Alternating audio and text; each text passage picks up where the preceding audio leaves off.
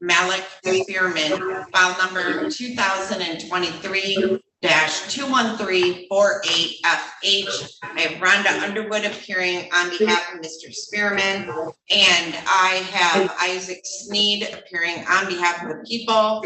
We were last here for arraignment, and this is the date time set for a pretrial in this matter. Ms. Underwood, how would you like to proceed on behalf of Mr. Spearman?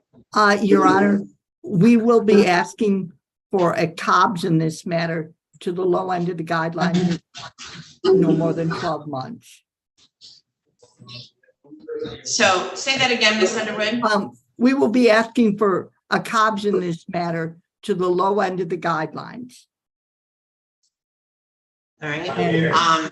And no more than 12 months. Mr. Sneed, do the people have any position? Miss Underwood hasn't shared any guideline scoring with me, so I really can't weigh in on that. Okay. Miss Underwood, I understand the low end of the guidelines, but I can't agree to no less than 12 or no more than 12 months because I don't know what the guidelines are. Mr. Spearman, do you understand that the judge will agree to the low end of the guidelines, whatever that is? Yeah, I understand that she agreed to the low end of the guideline, but if it's more than 12 months, I might as well take it to trial. Okay, well, I can't, Ms. Underwood, because I don't know what the guidelines are. I haven't had a conversation. And I understand that, Your Honor. All right, so would this be if you could give me a few minutes, maybe,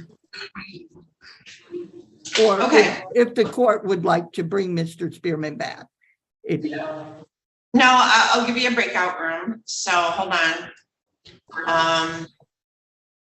We don't need a breakout room for this. We already talked about it. I mean, if I can. So Mr. Spearman, hold on. So there could be a COBS to whatever the low end of the guidelines are, but I don't know what they are. I don't know you. I don't know your record. So I can't agree to 12 months. But your guidelines could be less than 12 months. They could be more than 12 months. I don't know. Whatever Ms. Underwood calculated them at, she's probably correct. She does a good job on those, but you know, it's up to you. Do you want to enter a plea or you want to set up? Yeah, if it's more, so nobody here know what the guidelines are? Mr. Spearman. So Mr. Spearman, I understand, I used to work in Wayne County and we did the guidelines and they were available at the time of a plea. We don't do that here in Lenawee County. So I understand in some jurisdictions, you may know exactly what your sentence is going to be at the time of entering a plea, which is very helpful. But in this county, no, we don't know what the guidelines are. Yeah, I'm not going to just cop to something. Okay, I'm not so cop to something that can be Mr. 2 or 3 years. Mr. Spearman. All right, Mr. Spearman, that's fine. I'm going to set this for,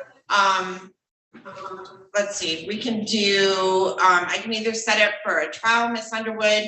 Looks like it would be a 1-day trial, or I can set it for another pre-trial, Ms. Underwood. I think another pre-trial, Your Honor.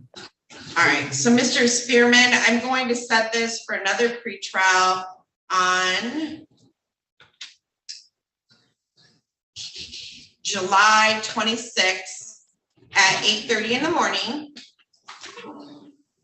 And that'll give everybody a chance to review the guidelines and that Ms. Underwood's prepared and maybe give you a more definitive answer. So we'll see you back on July 26th at 8:30 in the morning. Ms. Underwood, can you prepare the stiffen order to adjourn? I will do that, Your Honor. All right, very good. So thank you, Mr. Spearman. I just would like for everybody to be on the same page here, that's all. Nope, absolutely fine. All right, you're all set, Mr. Spearman. Thank you. Thank you. That's July 26th, Your Honor.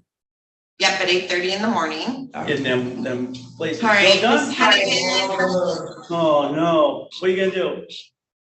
Mr. Pagan, can you hear me? All Yeah, I can hear you, ma'am. right, Ms. Underwood, do you need a breakout room with Mr. Pagan? Yes, Your Honor. All right, Mr. Pagan, I am going to open up a breakout room with you and Ms. Underwood. Go ahead and join that room. Ms. Hennigan, are you ready on Mr. Tatters or Ms. Moser? I'm sorry. Yes, good morning, Your Honor. All right, this is in the matter of the people of the state of Michigan versus Kenneth Charles Tatters, file number 23-21265FH. I have Madison Moser. What's your P number? 86518. All right, appearing on behalf of Mr. Tatters, and who's my prosecutor? Isaac Sneed No, appearing Your on Honor, behalf that's of. mine. Sarah. Oh, I'm Brennan. sorry. He had his picture in. Sarah Brenner appearing on behalf of the Attorney General's office. So, Ms. Moser, how would you like to proceed today?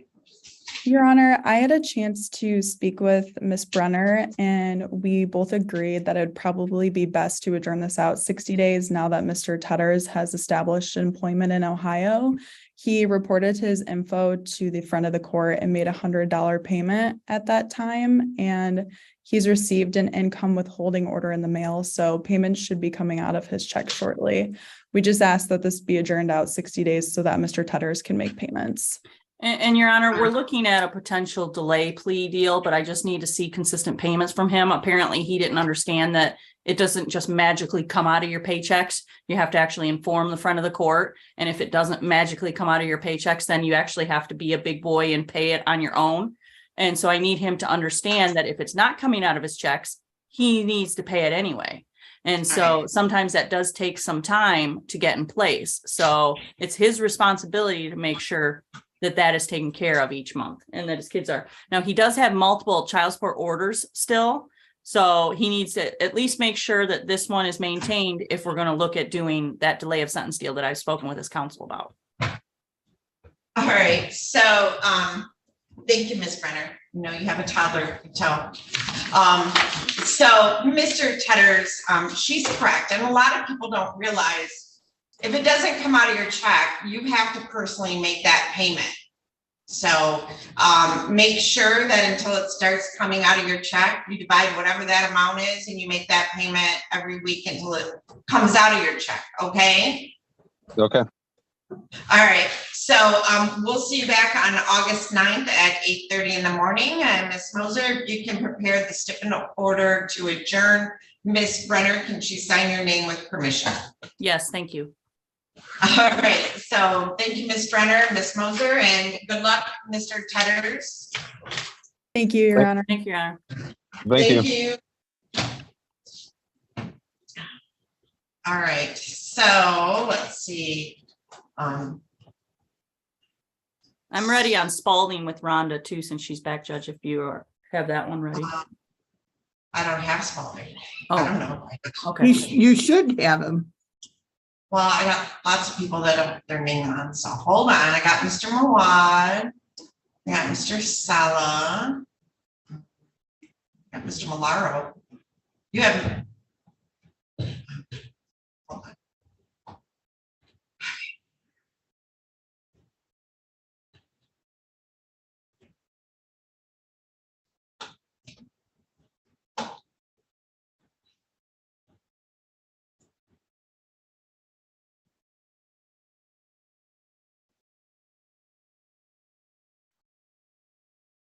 All right, I'm gonna send connection information, whoever the gentleman is there.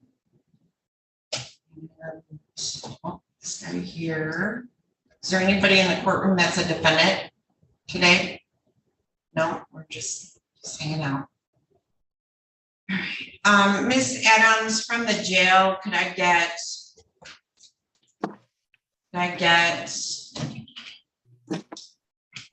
Jeremy Sneed? Okay. All right, all right, I have a gentleman in a buffalo plaid shirt. What's your name, please? Joseph Johnson. All right, so I'm gonna rename you. Who's your attorney? Mr. Murphy. All right, Your Honor, could I have a breakout session, Mr. Johnson? okay. Let's see. I'm going to put Mr. Johnson and Mr. Murphy into a breakout room. You should have gotten an invitation. Go ahead and join that. I'm gonna bring Mr. Pagan back. His breakout room. Now I have another, wait, where'd he go? I don't know. He's back. Squad. We have Sala has Mr. Perez Martinez. Is he with you, Mr. Sala? He is on the screen. It's for Pedro Hernandez with the black shirt. 100118886, it says on the screen. I have you down for, oh, that's at 1:30 today. I'm sorry. So the black shirt is Pedro Hernandez. Yes. Are you okay? So you. I really have seven six, and one. Okay, so Mr. Mawad, Mr. Sala did zoom in before you, so let me take him and then I'll bob around.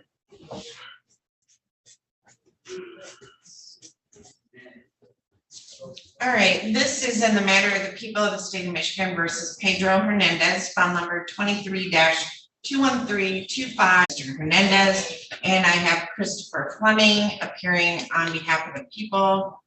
This is the date and time set for a pretrial in this matter. All right, Mr. Sala, how would you like to proceed today? I guess we'll set it for trial at this point. Mr. Fleming and I have had some conversation, not a lot. Maybe we can work something out, but in the meantime, maybe set it for trial. All right, how many days do you think a trial would be? One. 1 day trial. Okay, so I have, he's not in custody.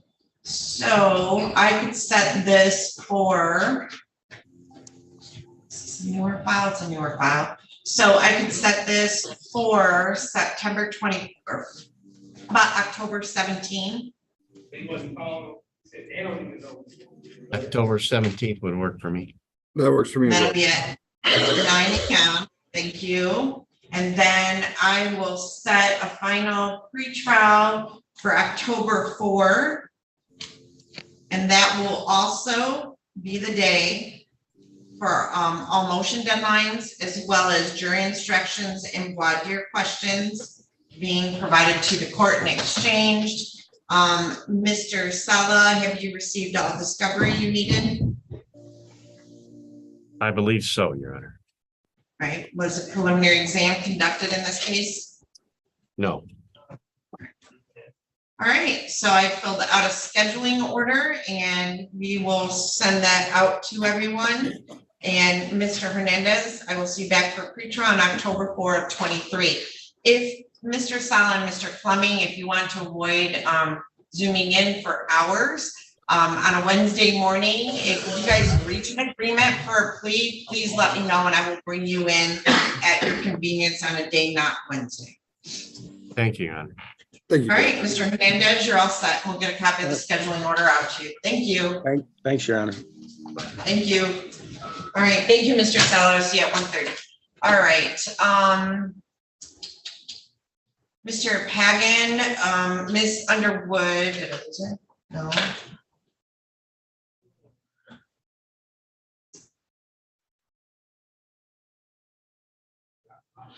Ms. Judge, Yes, Mr. Pagan. I haven't received no paperwork since I've been incarcerated in Gus Harrison facility for my lawyer. Nothing. I haven't received nothing. Okay. And I'm asking her to send me something, or maybe it's Well, best to get a Mr. different lawyer. Pagan, Mr. Pagan, I don't have your attorney available right now. so I don't want to talk about the case until she comes back online. There she is. All right. This I'm is a sorry, I matter apologize, Your of Honor. People of the state of Michigan versus Ricky Lee Pagan, file number 22-21142FH. This is a date and time set for a pretrial in this matter. I have a letter from the Department of Health and Human Services stating that they received a request for criminal responsibility and competency, and that it is in progress. Have you received the report yet, Ms. Underwood, or? We've received the report as to competency, Your Honor. We have not received the report as to criminal responsibility. So I was going to ask the court to put this over for another pretrial. Okay, and Ms. Underwood, I think the client's asking for a copy of the police report and felony information. Your Honor, we have sent that, but we will send it again. And I also told Mr. Pagan that I will be visiting him at the facility since it's a problem doing telephone. All right, so Mr. Pagan, they're gonna send you your information again, and then she will be over to visit you. How about an August pretrial, Ms. Underwood? That sounds appropriate, Your Honor. All right, so Mr. Pagan, I'm gonna set this over to August 30 at 8:30 in the morning for another pretrial. Ms. Underwood, you do the step order to adjourn? Yes, that date again, Your Honor. August 30 at 8:30 in the morning. Thank you. All right, Mr. Pagan, she'll send you all your paperwork and we'll see you back on August 30, okay? All right, thank you, Judge. Thank you, Mr. Pagan. You have a good day. Have a good day. You too. Yeah, I got it. All right, let's get out of here. Okay, so Mr. Muwad, who do you have today? Judge, I've got Kelsey Quinn. Ms. Arnold and I were just going to pick another date. I'm not sure if she's in the audience. I don't think she's on Zoom. Is she on Zoom? Quinn, Kelsey Quinn? No, I do not see her, but I'm fine if you just want another pretrial. So let me grab Yeah, her if we can file. wait, if I can waive her presence, I'll call her to find out what happened. She's been a great client. She's always attended every hearing, so. Awesome. All right, this is in the matter of the people of the state of Michigan versus Kelsey and Leanne Quinn, file number 22-21168FH. And Elias Muwad appearing on behalf of Ms. Quinn, and Allison Arnold appearing on behalf of the people. She is, let's see, so this is a date and time set for a pretrial. Let me find you here. And how far out would you like another pretrial? Allison, go ahead. Allison. I don't know if July 5th works for Mr. Muwad. That's the date that the co-defendant Moda is set for pretrial. Sam Bennett and I are trying to work out a plea in that case, and that the resolution of that case will resolve this case, I believe. So it might be appropriate to set it for that date. I think if Sam Bennett and I reach a plea agreement, we'll try to put it on the record before that date, though. I always appreciate that. Are you available July 5, Mr. Muwad? I know that's a rough week, so I'm not, if we can't. No, that's okay. This case has been pending for all of us. I think the quicker that we have answers, the better. That's fine, Judge. That's fine. Okay, so I'll set this for July 5 at 8:30 in the morning, and you guys will do a step in order to adjourn. Yep. Allison, I'll sign your name if that's okay. Yeah, and if we reach a deal, Judge, we'll try to put this on before the 5th too. Yep. All right, I appreciate that. Thank you. Thank you, everybody. All right, from the jail, do I have Jeremy Steen? Tell them you're muted. Do you have a mouse to unmute that? Yeah, There you go. You're Jeremy Steen. yeah. All right, this is in the matter of the people of the state of Michigan versus Jeremy Allen Steen. We have two files, 23-21384FH, and then we have 21-20208FH. The 21 file is a violation of probation pretrial, and then the new file is obviously set for pretrial. So Mr. Glazier, Mr. Malaro, Sam Malaro, I'm sorry. I have Salvatore Malaro appearing on behalf of Mr. Sneed, and I have, who's my prosecutor? Oh, Phoebe Meir appearing on behalf of people. So, Mr. Malaro, how would you like to proceed today? Your Honor, before we proceed to arraignment, should I talk to my client in a breakout real quick? All right, so. Close on these breakdowns. So, Mr. Steen and Mr. Malaro, you should get an invitation to join a breakout room. Okay. Thank you, Judge. Mr. Glazier, do you have any clients that aren't in jail? Your Honor, I'm waiting for Mr. Allison, and then I wanted to do him by Zoom, and then I'm gonna come over in person on Diethos. Is Mr. Diethos? Yes, you, sir. All right, Mr. Diethos is here. Yeah, So I thought I would do Allison first, since he's in jail. I can do him by Zoom, and then I'll come over there in person for Diethos. okay. So the jail room is busy right now because of Mr. Sneed is in there, but do you have anything in front of Judge Olsaver? Nope, I'm just here. Finish this Just one me. and then I'll be over. All right, so Miss Adams, could you let the jail know that after Mr. Sneed, we will need Mr. Allison? Okay. Okay. What are you hearing, Mr. Hurton? Allison. Oh, okay, so Mr. Johnson, are you? Yes. Oh, there you are. I'm going to Yes, file. sorry. Nobody in here is a defendant, right? We're all just here to watch. All right, this is in the matter of the people of the state of Michigan versus Joseph Anthony Johnson. We have two files, 23-21344 FH and 22-21089 FH. I have Matthew Murphy appearing on behalf of the people, or no, Matthew Murphy appearing on behalf of the defendant, and I have Isaac Sneed appearing on behalf of the people. This is a date and time set for pre-trial. So, Mr. Murphy, how would you like to proceed? Your Honor, I spoke with Mr. Sneed about this case yesterday. The prosecutor's still trying to figure out an offer encompassing all of Mr. Johnson's cases, which is something I wanted to bring up as well, is that there's another case. I believe I have it set for the 21st. The case number 2321344-FH. And obviously, I was going to ask to set all these for another pre-trial. Again, that one was scheduled, I think it's scheduled for the 21st. I didn't see the reason to come back on the 21st for that one. If we could adjourn that as well today. I don't know if. So how far out would you like an adjournment on these three files? Just about 30 days, I think, is all that's necessary to see where we're at. And then if we're going to set a trial at that point. All right, so my next available is July 26th. So we could move all three files to that day, so you can do the stipend order on all three. Yes, Your Honor. All right, any objection to that, Mr. Steen? No objection, Your Honor. Thank you. So, Mr. Jensen, we're going to adjourn your hearings to July 26th at 8:30 in the morning. You've been given notice on the record. Your attorney will do a stipend order to adjourn, and we will see you back on that day. All right? Okay, thank you, Your Honor. Thank you, Your Honor. Thank you.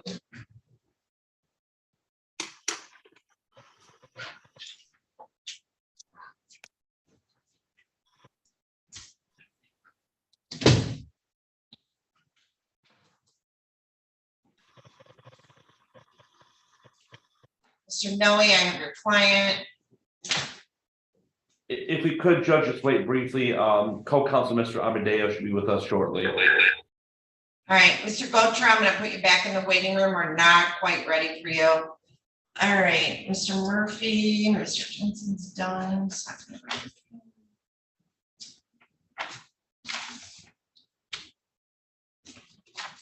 Mr. Bernstein.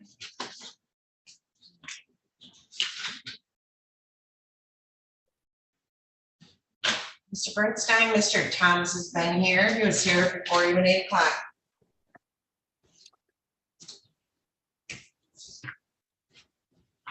All right, Let's get Mr. Tom's connected. Mr. Murphy, it looks like I have Mr. Lau too. I need to speak with him in a breakout, please. All right, let me bring Mr. Lau in.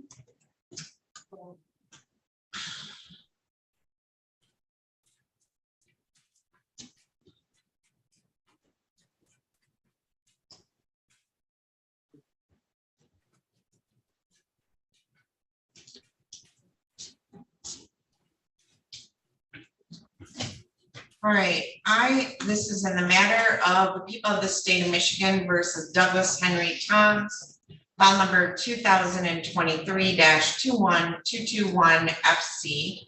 I have, who's my prosecutor? All right, I have Sam Bernstein appearing on behalf of Mr. Toms and Phoebe Meir appearing on behalf of the people. This is the date and time set for a pretrial conference in this matter. So, Mr. Bernstein, how would you like to proceed today? Good morning, Your Honor. I'm hoping for an adjourned pretrial date to continue speaking with Ms. Meir about the case. How far out, please? I've heard Your Honor give the date of July 26th out a couple times. Could I please hop on that date as well? You can. So I'll set a pretrial for July 26th. At 8:30, any objection to that, Ms. Meir? No, that works for me. All right, and Mr. Bernstein, can you prepare the stip in order to adjourn then? Yes, Ms. Meir, if I have your permission to sign that, I will get that to the court. You do. All right, thank you. Thank you, Your Honor. Thank you. Mr. Lau, can you hear me? Yes, sir. All right, I am going to, hold on, I'm gonna send you an invitation in a moment to join a breakout room with your attorney. So Okay. let me just do that. Alrighty. Thank you. You're welcome. Hold on, let me get Mr. Murphy back. All right. Mr. Murphy, there you go. Mr. Murphy, I'm gonna reopen that room so your client gets the invitation to join. There you go. All right, Mr. Malaro, Mr. Amadeo, I'll be right with you. Mr. Malaro, we are back on the record in the matter of the people of the state of Michigan versus Jeremy Allen Sneed. How would you like to proceed on these files? Your Honor, we would proceed to arraignment. We would acknowledge receipt of the information as to count one and habitual offender notice. We'd also acknowledge receipt of a witness list. My client would stand mute at this time, ask for a pretrial date, hopefully within the next 30 days. And we'd also ask for a pretrial on the violation of probation to coincide with it. Okay. 30 days, you said? Yes, Your Honor. Can I do August 2nd? Can I bump it another week? Because I just kind of filled. August 2nd is fine, Judge. Okay. All right, so Mr. Sneed, I'm going to adjourn both of these to August 2nd at 8:30 in the morning. Court will enter a plea of not guilty on your behalf on file number 23-21384 FH. Continue the not guilty plea on file number 21-20208 FH. And we'll see you back on both of those on August 2nd. All right, Mr. Sneed? Yes, ma'am. Have a good day. You too. Thank you. Thank you, Your Did Honor. we arraign him on the new charges, Judge? Yeah, we did. Okay, You waived the reading and entered a plea of not guilty. perfect. I did not hear that part. Thank you, Judge. That's okay. All right, so. The only defendant I have available right now, and Miss Adams, if they can get Mr. Allison. All right, I'm gonna bring in Mr. Gotra. I have Mr. Noe and I have Mr. Amadeo. All right, this is in the matter of the people of the state of Michigan versus Surwinder Gotra, file number 22-21158 FH. I have William Amadeo appearing on behalf of the defendant. I have Charles Noe appearing on behalf of the defendant. And I have Phoebe Meir appearing, no. She stepped away. Christopher Fleming appearing on behalf of the people. This is the date and time scheduled for a motion. Court has received a copy of a motion to travel. Mr. Amadeo prepared that motion. So Mr. Amadeo, do you wish to proceed on your motion? Yes, Your Honor. There's actually two matters for housekeeping today. There is the matter to travel, and there's also a plea. We resolve this case for your approval. I don't know if we want to take the plea first. Probably. Okay. You know what? All right. Miss Mears The indicated plea- that she needs to be here for the plea, Your Honor. If we could just pass this for a moment. She'll be. Is she in Judge Savers?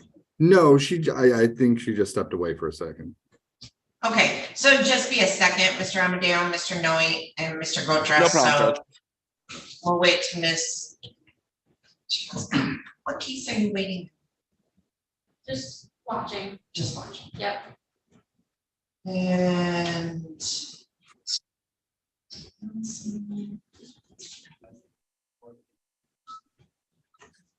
I don't have anybody I have no defendants. The only person I have is Mr. Gotra. I'm known in my waiting room. I guess I can issue bench warrants for people who didn't show up. He's in jail. Is Mr. Spalding in your weight room, Your Honor? He said he was. No. I'll call him again because he said he was there. All right, Mr. Malaro. Oh, he's in jail too. Yes, Judge. Never mind, Mr. Reed is in jail, so we mark him Never in mind. jail. Was gonna issue a bench warrant. Nope, don't do that, please. Okay. That's it. Everybody I have is in jail. All right, I'm gonna step off the bench for 2 seconds. Take Becky.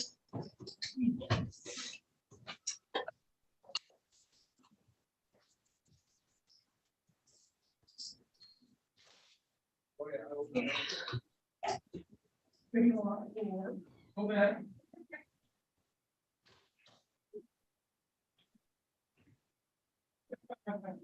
Go back.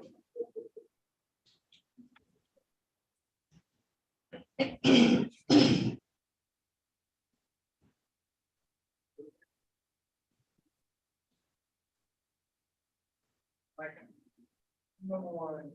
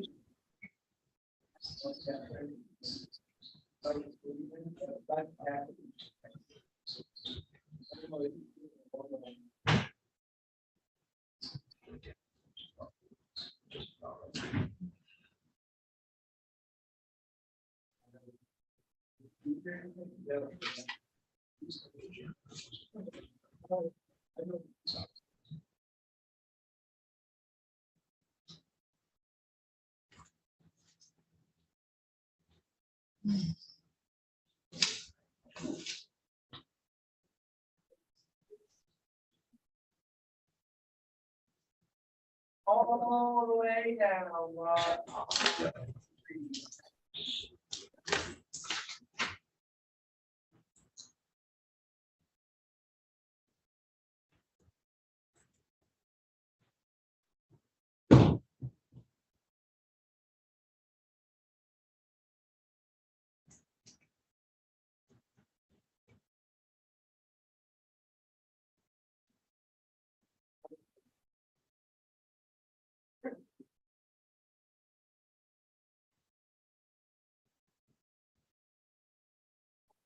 So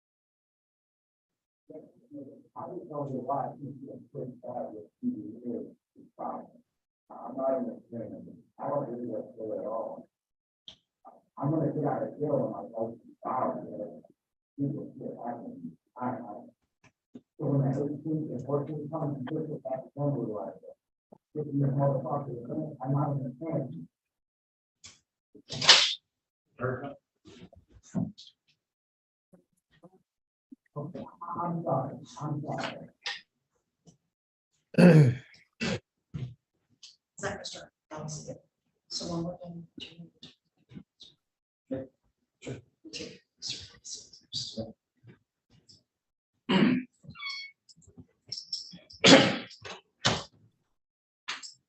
All right, this is, are you Mr. Allison? I am.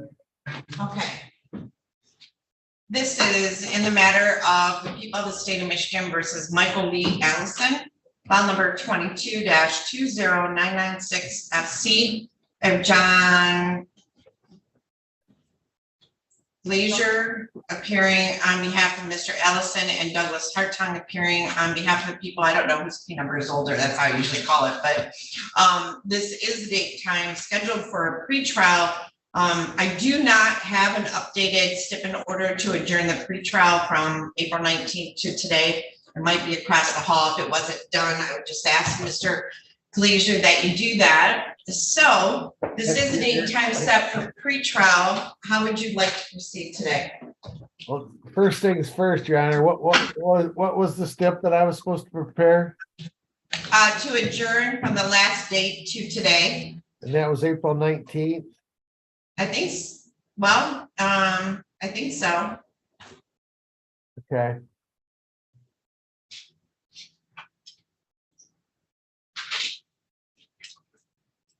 All right, Your Honor, in this matter today, I'm, excuse me, excuse me, I've looked at the file and I do not have a criminal responsibility. I got the competency and I got a letter saying that the criminal responsibility would follow a month later, which would be June 18th. But so I'm looking for it, I guess, within the next 4 days. Okay. What I'd ask to do is adjourn this out. I got a feeling I can get my independent guy going on this, even though I don't have the criminal responsibility yet. I can at least begin setting up appointment for him to get with my client. And so he's not as long as he won't take as long as the site or the state of Michigan did. I would say, if you give us 60 days, I hope to have it done within 60 days. All right, August 30 at 8:30 in the morning. Are you available that day? On what date? August 30. 30-8. Yep, yes, I'd be available. All right, so I'll set this for another pretrial on August 30th at 8:30 in the morning. And then Mr. Glazier, can you do the stipend order adjourning from April 19th to June 14th to August 30th at 8:30 in the morning? You know I will, Your Honor. All right. All right. Whether Thank you, it makes it to the court or not, I don't know, but I'll prepare it. All right. All right. Thank you, Mr. Glazier. Thank you, Mr. Arnold. Thank you, Mr. Hartung. Mr. Hartung, my bailiff will let you back. Okay, so Mr. Gotra. Do I have Ms. Meir? Yeah, sorry about that, Judge. That's okay. All right.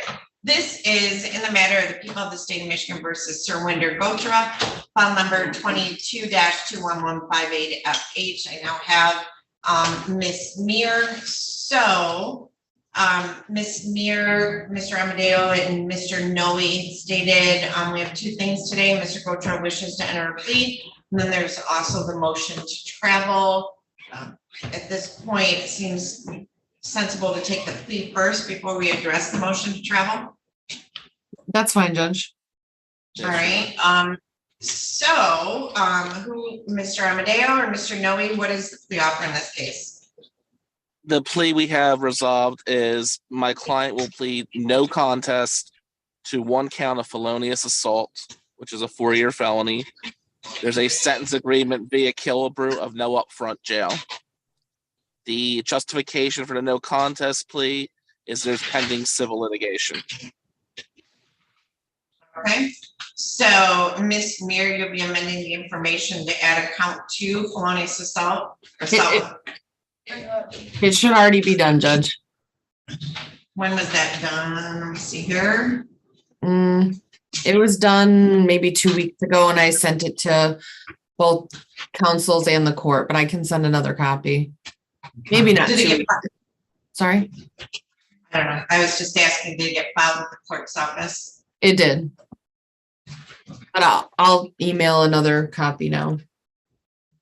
All right, so, and then.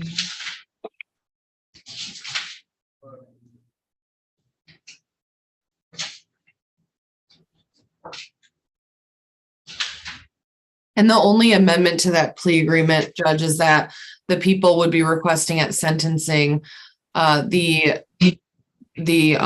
trying to think of what it's called, what Mr. Jones calls it, basically like the sexual assault or sex offender treatment while on probation. All right, And so, no objection. okay, so he's gonna plead guilty to count 2 felonious assault. There's Killebrew to no upfront jail. That's And no contest plea. requirement- Yeah, no contest, Your Honor. Oh, no contest, sorry. Right. And then, no upfront jail, and then he's to enter and complete sex offender treatment as a term of probation. Correct. Correct, Judge. Correct. Okay.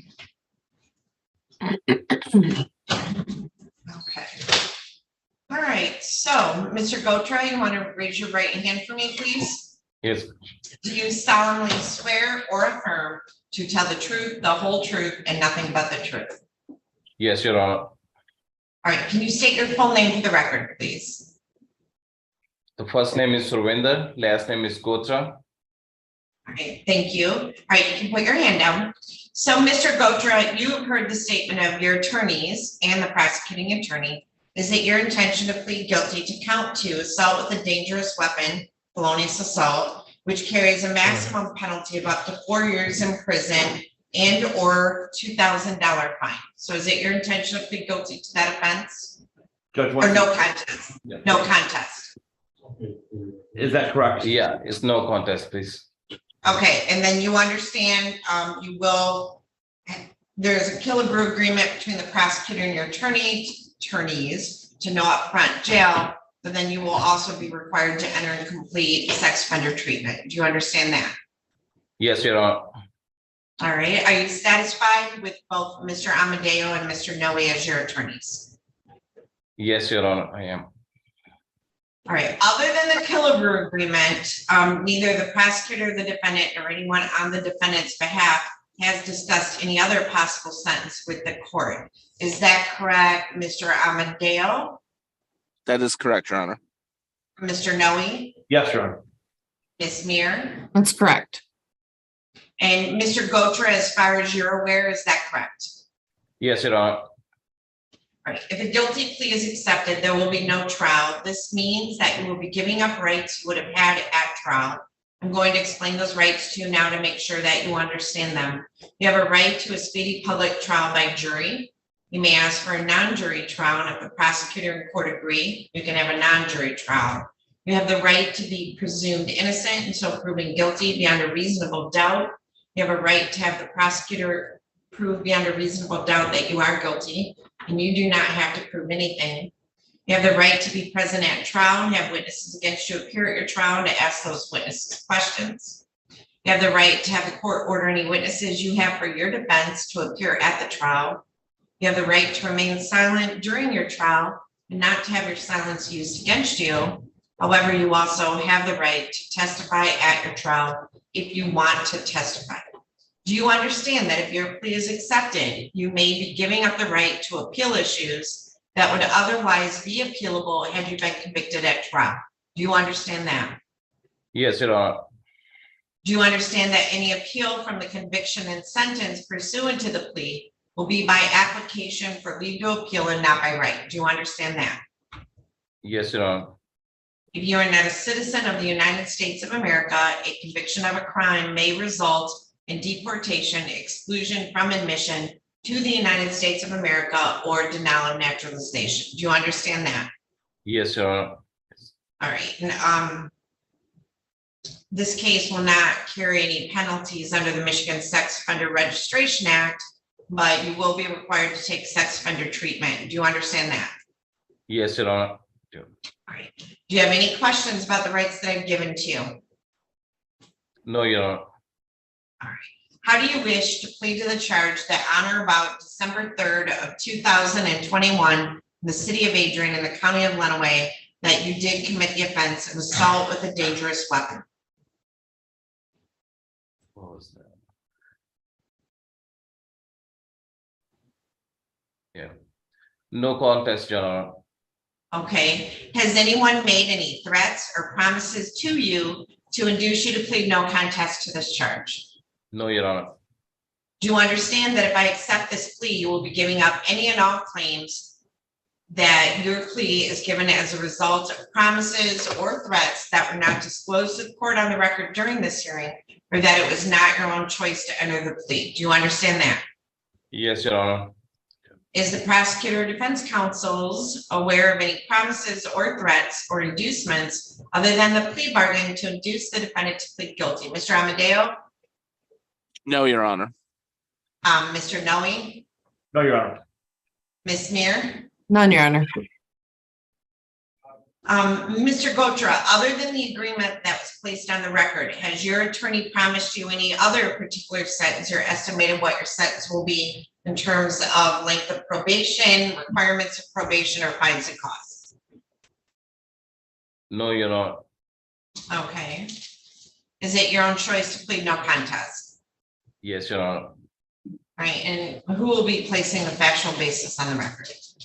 Your Honor, with defense's permission, I would just ask for a stipulation as to the Michigan State Police report number 146072-21, specifically a supplemental report numbered 7, and that I would take some excerpts of the victim's statements out of that supplemental report to establish a factual basis. Any objection, Defense will not- Mr. No objection to that, Your Honor. No, Your Honor. Mr. Noe? Okay. And- You may proceed, Ms. Thank you. And for the record, that report was authored by Trooper Elise Kirsch. It's KIRSCH. And it was a supplement that was dated April 16th, 2023. However, the original report date was December 3rd, 2021 of the case. And within this supplemental report of victim, Judge, do you want me to use the victim's initials? Initials always on a minor, yep. She's not a minor. Oh, in a sex offense, yeah. Okay. So the victim with the initials CZ, she did report to the Michigan State Police that she was at Club Eclipse and did come into contact with this defendant, Mr. Gotra. And when coming into contact with Mr. Gotra, she was in a room alone with him at this club. She did not feel as if she was free to leave. She was becoming fearful of Mr. Gotra, and he did use his hands to put her on the ground and forcefully put his penis in her mouth. Again, that's a quote from that victim. And it was so forceful that it did cause an assault upon her. And at that time, she was again fearful of Mr. Gotra. And I think with that, Your Honor, it does establish that he did use his hands to complete this assault on this victim.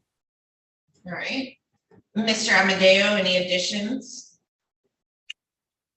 The only thing I would add, Your Honor, is, and this is for the sole purpose of the plea, this occurred on December 3rd of 2021 in the county of Lenawee. And for the purposes of the plea, I have no objection to what Ms. Meir presented. And that was the city of Adrian. Sorry about that. Yep. Mr. Noe, anything else? Nothing, Your Honor.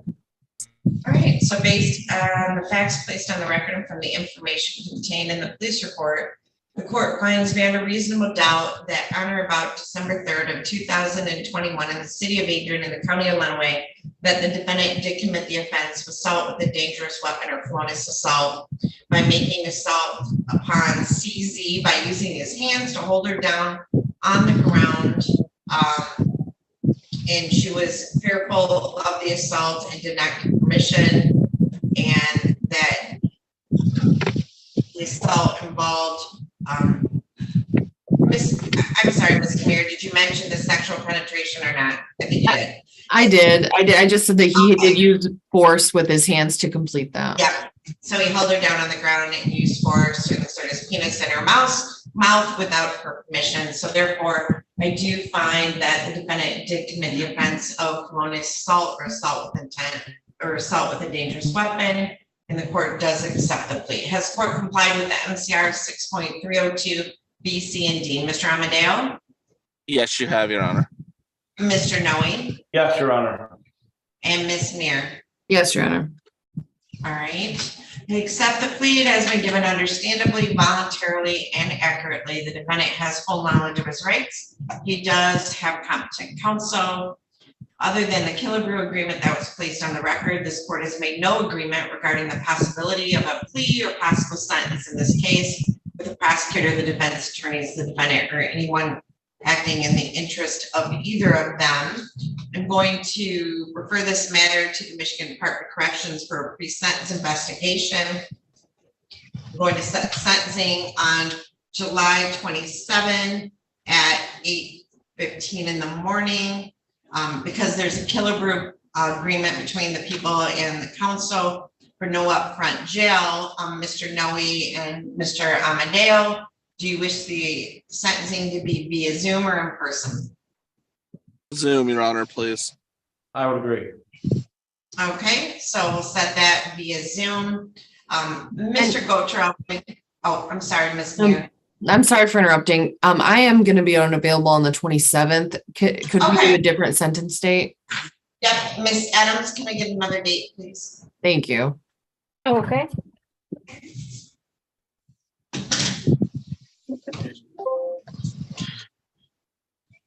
August 3rd at 8:15. That would be perfect. Mr. Noe, Mr. Amadeo? I have. We'll make that work. I have another sentencing in front of Judge Olsaver, on that same. Well, we have about 20 between us, so we'll wait for you. Yeah, usually on sentencing day, there's like 10 here and 10 there, so we won't. All right, so August 3rd at 8:15 in the morning. And when I'm done here today, Mr. Gotra and Mr. Noe, I'll pop you in a waiting room with Mr. Moore so he can get some information and give instruction to Mr. Gotra. So we can move on. Mr. Gotra, when you meet with them, be truthful about your background. Obviously, you entered a no contest plea, so you don't have to make any statements regarding the offense. And then we'll send that to your attorneys. They'll review it with you in advance. We'll see you back on August 3rd. So. And Judge, one question, for the stipulated to police report, just that supplement, should that be forwarded to either Mr. Moore or Mr. Jones? For the PSI? Mr. Jones? Okay. Okay. Mr. Amadeo, you drafted the motion. Do you wish to make argument on the motion? Yes, Your Honor, thank you. My client has 2 retained counsels. He just pled today with an agreement to no upfront jail. He has not been home in over 2 years. He wanted to visit his wife, who he recently married, who he met abroad. The people did not stipulate to such, but they didn't object to anything. And I think clearly that he's no danger of flight risk. We even have a Zoom sentencing. And also the fact that he has no prior felonies. He's never been before this court before on such. I would ask you to allow him travel to go see his family.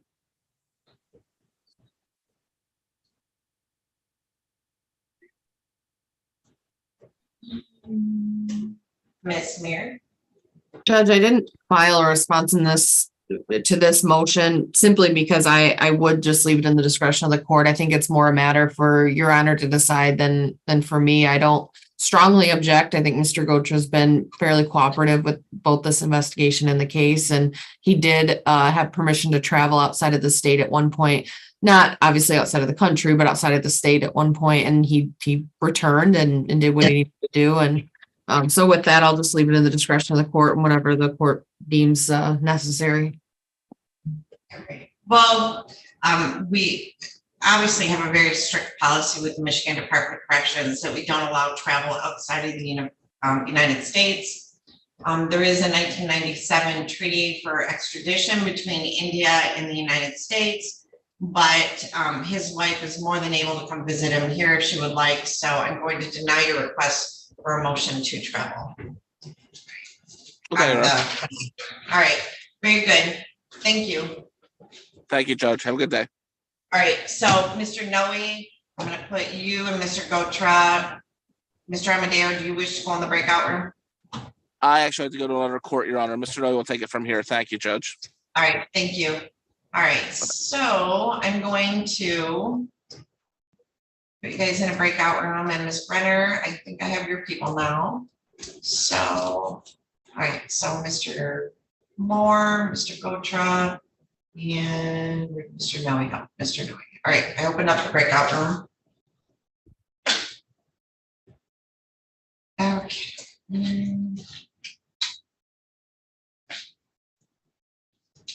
Spalding, I think I got Mr. Spalding in my waiting room. And Mr. Murphy, I know I got Mr. Lau, and I'll be right with him. And who do I have at the jail? Mr. Norton? Okay, good, thank you. All right, I just need to get Ms. Brenner out of here. Ms. Brenner, you going to see JC this weekend? No, Work I Center? actually won the lottery for it, and I was like, I'm not sure that that's up my alley. So I didn't get tickets.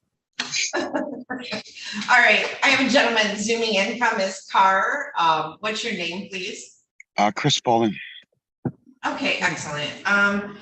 This is in the matter of the people of the state of Michigan versus Christopher A. Spalding, file number 2023-21286H. I have Rhonda Underwood appearing on behalf of Mr. Spalding, and I have Sarah Brunner appearing on behalf of the Attorney General's office. This is a date and time set for a pretrial. So, Ms. Underwood, how do you wish to proceed on behalf of Mr. Spalding?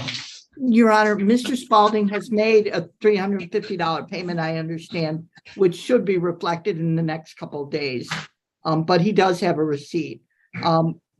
I've talked to Ms. Brenner, and we've agreed, Your Honor, that a 60-day adjournment would be appropriate in this matter to give Mr. Spalding a chance to make a couple more payments and get a regularity established. That's correct, Your Honor. August 30, is that a good date? That sounds fine, Your Honor. All right, so I will set this for another pretrial on August 30 at 8:30 in the morning, Mr. Spalding. So write it down, because I've given you notice on the record. So we'll see you back August 30 at 8:30 in the morning, and just keep making those payments, okay? Okay, can I ask you a question, please?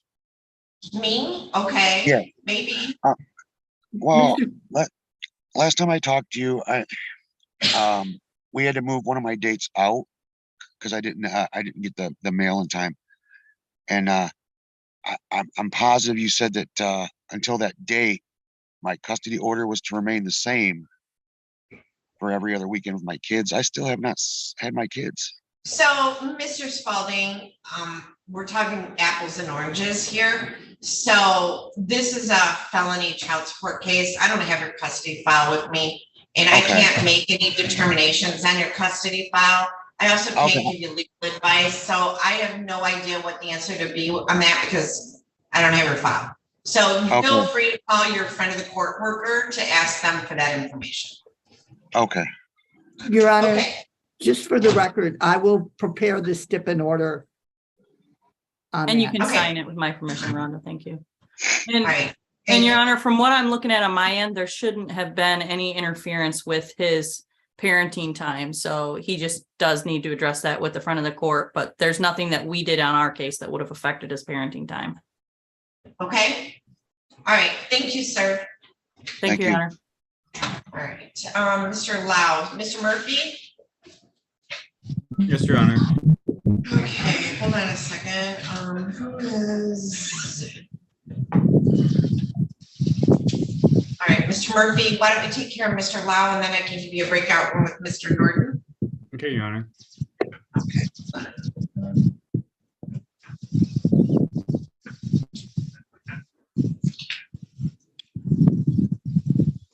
All right, Mr. Lau, we're getting like a lot of wind.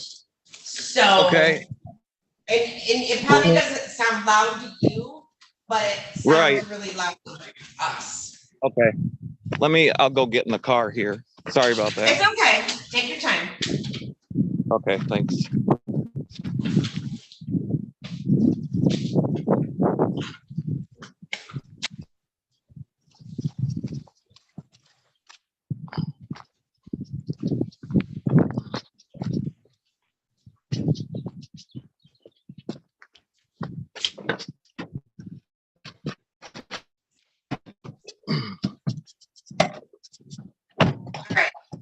So this much better. Thank you. So this is in the matter of the people of the state of Michigan versus Dennis William Lau II. We have three files, 22-20692FH, 22-20836FH, and 22-20837FH. I have Matthew Murphy appearing on behalf of people, Phoebe Neer appearing on behalf of people, Matthew Murphy appearing on behalf of Mr. Lau. I do have a June 12 of 2023 letter from Darren Coast, who is my trial services coordinator, who states that since the last violation, Mr. Lau has been doing an outstanding job, test positive for Suboxone. He does have a prescription for it. He's going through medically assisted treatment, and he is in counseling at McCullough Vargas. He is making tremendous progress and appears serious about his recovery. I did have a Cobb's conference with, yesterday, was that like a year ago, but yesterday with Mr. Murphy and Miss Meir to discuss Mr. Lau's files. So, Mr. Murphy, how are we proceeding today? Your Honor, Mr. Lau wishes to accept the offer from the prosecution, so I'll place on the record, the plea offer from Ms. Meir was for Mr. Lau to plea in file 22-20692FH to domestic violence, to plead in file 22. Hold on. Say the count, so, because I can't shuffle paper that fast. So count 3, domestic violence on the 692 file, right? Yes, Your Honor. Okay. And on the file 836, it would be to count 7, possession with intent to deliver methamphetamine, which I believe is an added count. And then count 3, receiving and stealing stolen property and motor vehicle. And then count in 7 and file, count 3, okay, and then on file number 22-20837. yes, there'll be a count 6, possession of methamphetamine, which I believe is an amended, and added count 6, and then count 4, resisting and opposing an officer. And the agreement, from my understanding from the cops conference, it would involve no initial incarceration beyond what he's got credit for. But that if there was a violation, the court would be looking at going above and beyond the guidelines that we've discussed. Okay. All right, is that a correct recitation of the plea? Ms. Hello? Underwood, can you mute yourself, please? Hello? Hello? Ms. Underwood, can you mute? Okay. All right, we get back to the felony information. So.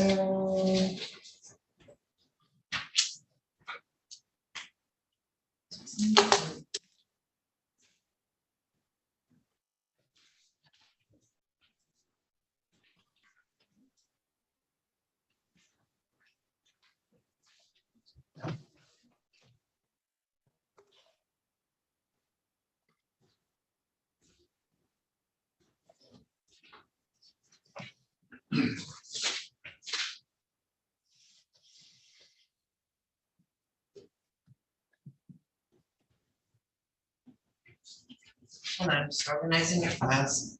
All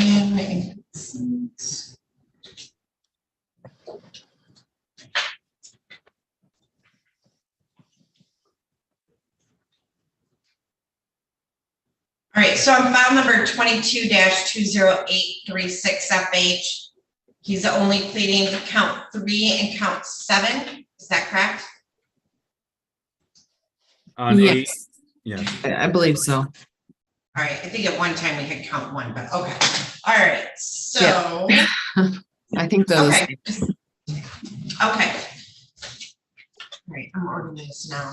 So, all right, so that was a correct recitation of the plea, Ms. Muir. I believe so, Your Honor. All right, so Mr. Lau, you want to raise your right hand for me so I can see it on the screen? All right, do you solemnly swear or affirm to tell the truth, the whole truth, and nothing but the truth? Yes, Your Honor. All right, can you state your full name for the record, please?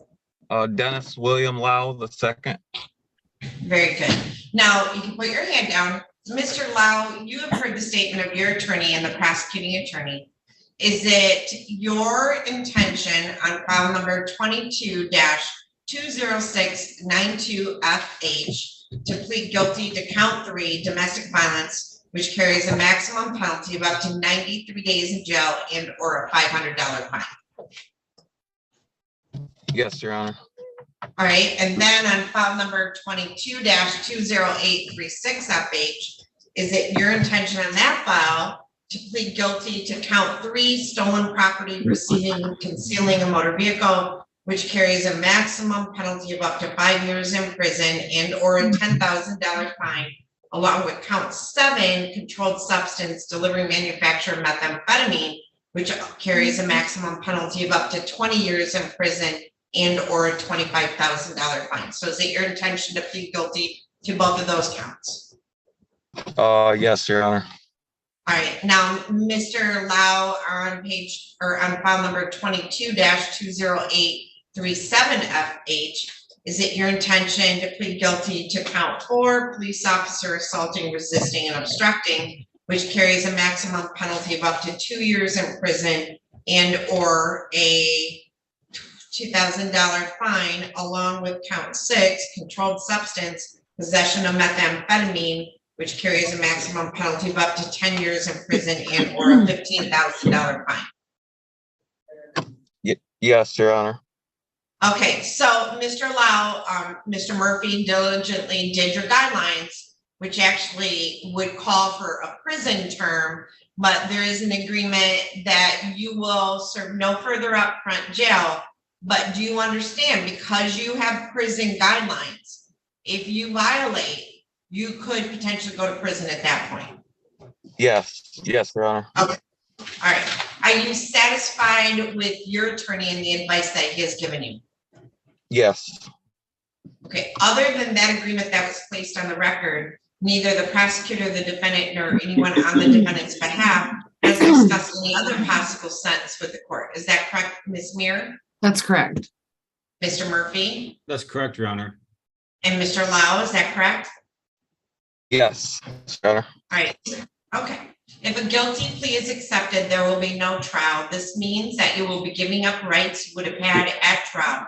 I'm going to explain those rights to you now to make sure that you understand them. You have a right to a speedy public trial by jury. You may ask for a non-jury trial, and if the prosecutor and court agree, you can have a non-jury trial. You have the right to be presumed innocent until proven guilty beyond a reasonable doubt. You have the right to have a prosecuting attorney prove beyond a reasonable doubt that you are guilty, and you do not have to prove anything. You have the right to be present at trial and have witnesses against you appear at your trial and to ask those witnesses questions. You have the right to have the court order any witnesses you have for your defense to appear at the trial. You have the right to remain silent during your trial, not to have your silence used against you. You also have the right to testify at your trial if you want to testify. So, Mr. Lau, do you understand that if your plea is accepted, you may be giving up the right to appeal issues that would otherwise be appealable had you been convicted at trial? Do you understand that? Yes, Your Honor. Do you understand that any appeal from the conviction and sentence pursuant to the plea will be by application for leave to appeal and not by right? Do you understand that? Yes. If you are not a citizen of the United States of America, a conviction of a crime may result in deportation, exclusion from admission to the United States of America, or denial of naturalization. Do you have any questions about the rights that I've given to you? No, Your Honor. All right, so we're going to start on file number 22-20837FH.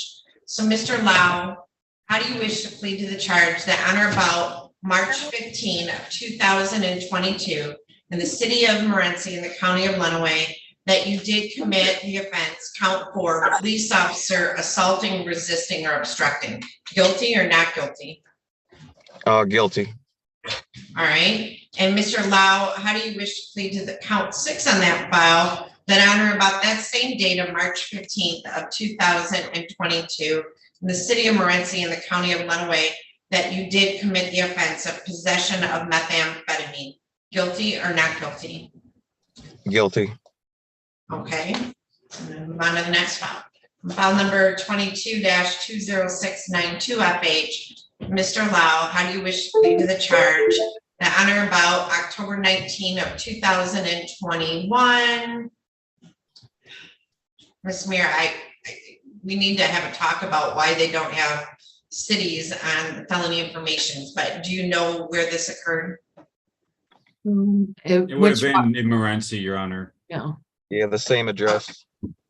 Okay, so all right, so on or about October 19th of 21 in Morenci in the county of Lenawee that you did commit the offense of domestic violence. Guilty or not guilty? Guilty. All right. Do you need to meet with your client, Mr. Glazier? I just talked to him. We need to have Jackie come down. Okay, Ms. Mayor, could someone send a message to Ms. Weiss that if she has a moment to come down to the courtroom? And bring in amended information. And bring in amended information. Yes, All right. I can. All right, so Mr. Lau, on file number 22-20836FH. Mr. Lau, how do you wish to plead to the charge that on or about January 28th of 2022 in the city of Morenci in the county of Lenawee that you did commit the offense under count 3 of stolen property, receiving and concealing a motor vehicle? Guilty or not guilty? Guilty. All right, and then on count 7, on how do you plead to the charge that on January 28th of 22 in the city of Morenci in the county of Lenawee that you did commit the offense of controlled substance delivery, manufacture of methamphetamine? Guilty or not guilty? Guilty. Has anyone made any threats or promises to you to induce you to plead guilty to this charge? No, Your Honor. All right. Do you understand that if I accept the plea, you will be giving up any and all claims that your plea is given as a result of promises or threats that were not disclosed to the court on the record during this hearing, or that it was not your own choice to enter the plea? Do you understand that? Yes, Is the prosecutor or defense counsel aware of any promises or threats or inducements other than the plea bargain to induce the defendant to plead guilty? Ms. Meir, No, Your Honor. Mr. Murphy? No, Your Honor. Other than the plea agreement that was placed on the record, Mr. Lau, has your attorney promised you any particular sentence or estimated what your sentence will be? no, All right, is it your own choice to plead guilty? yes, Okay, so, Mr. Lau, we're gonna start on file number 20. Let's start on file number 22-20692 FH. So, Mr. Lau, on October 19th of 2022, were you in the city of Morenci? yes, All right, and were you with an individual with the initials of MR? yes, All right, and then when you were with her, did you have a rifle?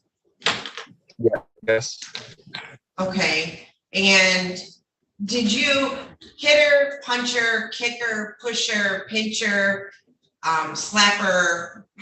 What did you do? no, Okay, you had a gun, right?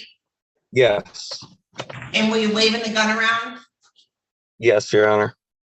Would you agree a reasonable person would have felt threatened or intimidated or in Yes. fear of an assault by you waving the gun around in a threatening manner? Yes, Your Honor. Okay, and were you kind of waving the gun around in a threatening manner? She was trying to steal my dog in her vehicle and she was backing out of the driveway and I just waved the gun at her, so she didn't take my dog. Okay, okay, Miss, and that's unfortunately, not permissible, but Miss Meir, anything else? What's your relationship with that individual? She was my girlfriend. That's not no more though. Okay. And do you agree at some point you did push her down when you were still in the trailer? No. When she was trying to get out of the trailer, you didn't push her down? Nope. I have two witnesses too that were here that. So yes or no? No, you would no, agree I that did you not. were waving the gun in a threatening manner at her to stop her from taking your dog. Oh, Miss Meir, are you satisfied that you waved a gun around in a threatening and assault? Okay. Yes, Your Honor, thank you. Okay. Okay. That file aside. All right, let's move on to file number 22-20836 FH. Okay, so Mr. Lau, on or about January 28th of 2022 in the city of Morenci, in the county of Lenawee, did you come in to possession of a snowmobile? Yes, Your Honor. Okay, and where'd you get the snowmobile? It wasn't mine. It was buddy of mine. That was living with me. It was just on my property. Okay, and and so that snowmobile was on your property Yes. and it was stolen, Yeah. Yes. and you didn't call the police and report it or turn it over? No, I didn't know. I didn't know it was stolen. It was he had it here. And All right, so Mr. Murphy, if your client can't admit to what happened, I can't take a plea. Your Honor, could I just have a breakout session with him, please? For just one moment. All right, so Mr. Lau, I am going to put you in a breakout room with your attorney. So hold on. Okay. All right.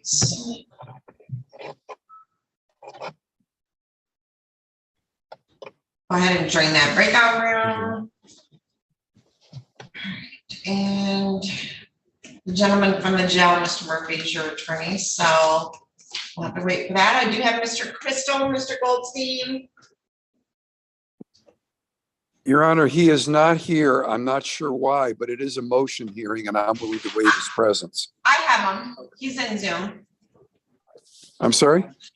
He's he's in Zoom. I've got him. He's here. Oh, he is? Oh, okay, because I didn't see him on Zoom. Sorry. That's okay. Hold on. Let me grab his file. I just let him in. I don't let defendants in until I call the case. So it's a motion hearing. All right. Okay.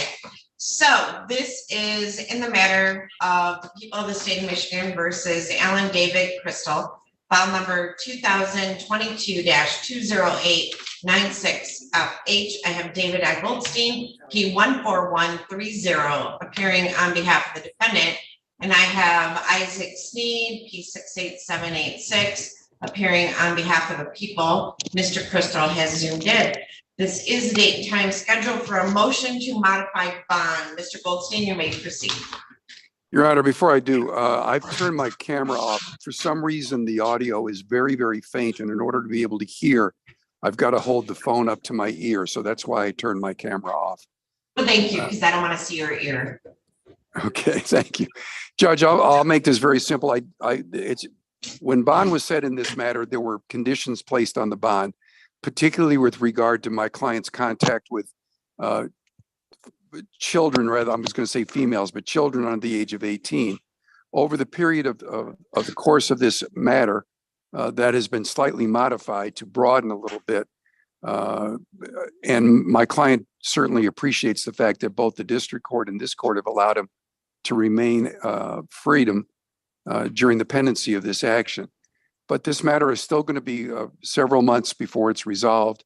My client is trying to live his life as normally as possible, and the restrictions on the bond are making it very, very difficult. Now, I'm referring specifically to where he's able to go, because where he goes in his community, it means he's going to have contact with minor children. He has children who are in school. They are involved in school activities such as sports and band and so forth. And I did read Mr. Sneed's response, and I would indicate that a lot of the response had to do with, quote unquote, the seriousness of the charges. I think those were all raised when bond was originally set in this matter and are more appropriately considered at that time. And yet the courts, both the district court and the circuit court, found it appropriate to allow Mr. Crystal to remain at large, or I'm sorry, on bond. But I think the most important thing, although Mr. Sneed sort of sloughs it off in his answer, is that he's been on bond since the beginning of this case, which I believe is more than a year. And there's been no report of any problems with him while he's been on bond. Nobody has reported that he's had, for example, there's been no contact with the victim or the victim's family that's been reported. There's no indications that his behavior while he's on bond has been at all questionable. And we're simply asking the court to say, okay, you're free on bond. As long as you're in the presence of your wife, you can go anywhere you want and do anything you want, which is what most bonds are. So his bond currently is he can have contact with people outside of his immediate family as long as he is in the presence of his wife. No, that's what we're asking for, Your Honor. Oh. Well, I guess Mr. Crystal frankly would like it with no condition at all, that his wife need not be present. So we're going to put that on the table also. But right now he has to get permission, for example, if he wants to go to a band concert, he wants to go to an athletic event at the school, because there are other kids around. The restriction is he can have contact with members of his own family, whether or not his wife is present. But beyond that, I believe the condition is that his wife must be present. All right. And I know I'm sorry. Oh, go ahead, Mr. Goldstein. No, I'm just going to say in conclusion, Your Honor, Mr. Crystal would like that restriction taken off completely, or as an alternative that he be allowed to go anytime, anywhere, as long as his wife is present. All right. So, Mr. Steen, I want to apologize first. I do not have a response in my file. It's probably not made its way across. So if you could summarize your response for me, please. I will, Your Honor. Point out that the defendant's motion doesn't cite any legal authority in support of the motion. in my motion under MCL 765.6, the bond factors have to deal with the seriousness of the charges. The defendant's believed to have been under the influence of alcohol when he accosted the minor in his kitchen, stuck his hand down her pajama pants and inserted his finger into her butt, then prescribed medication due to the psychological trauma. She had to move to a new school for the 2022-2023 school year. Her parents have reported behavioral issues, bad grades, psychological symptoms which did not exist prior to being victimized by the defendant. In addition, the defendant's modus operandi involved grooming behavior toward the minor victim, which preceded the incident, leading to the criminal charges. He would frequently hug and touch the victim, give massages under her shirt, starting at the age of approximately 10 years old. By the ages of 13 or 14, he would take pictures of the victim and tell her she's pretty. He would ask why she was dating a certain boy. Despite the lack of significant criminal history, this behavior involves a minor child outside of the defendant's immediate family, and that's what the bond condition is designed to protect at this point. The court has been lenient due to the delays that have been requested by this defendant in adjourning the trial.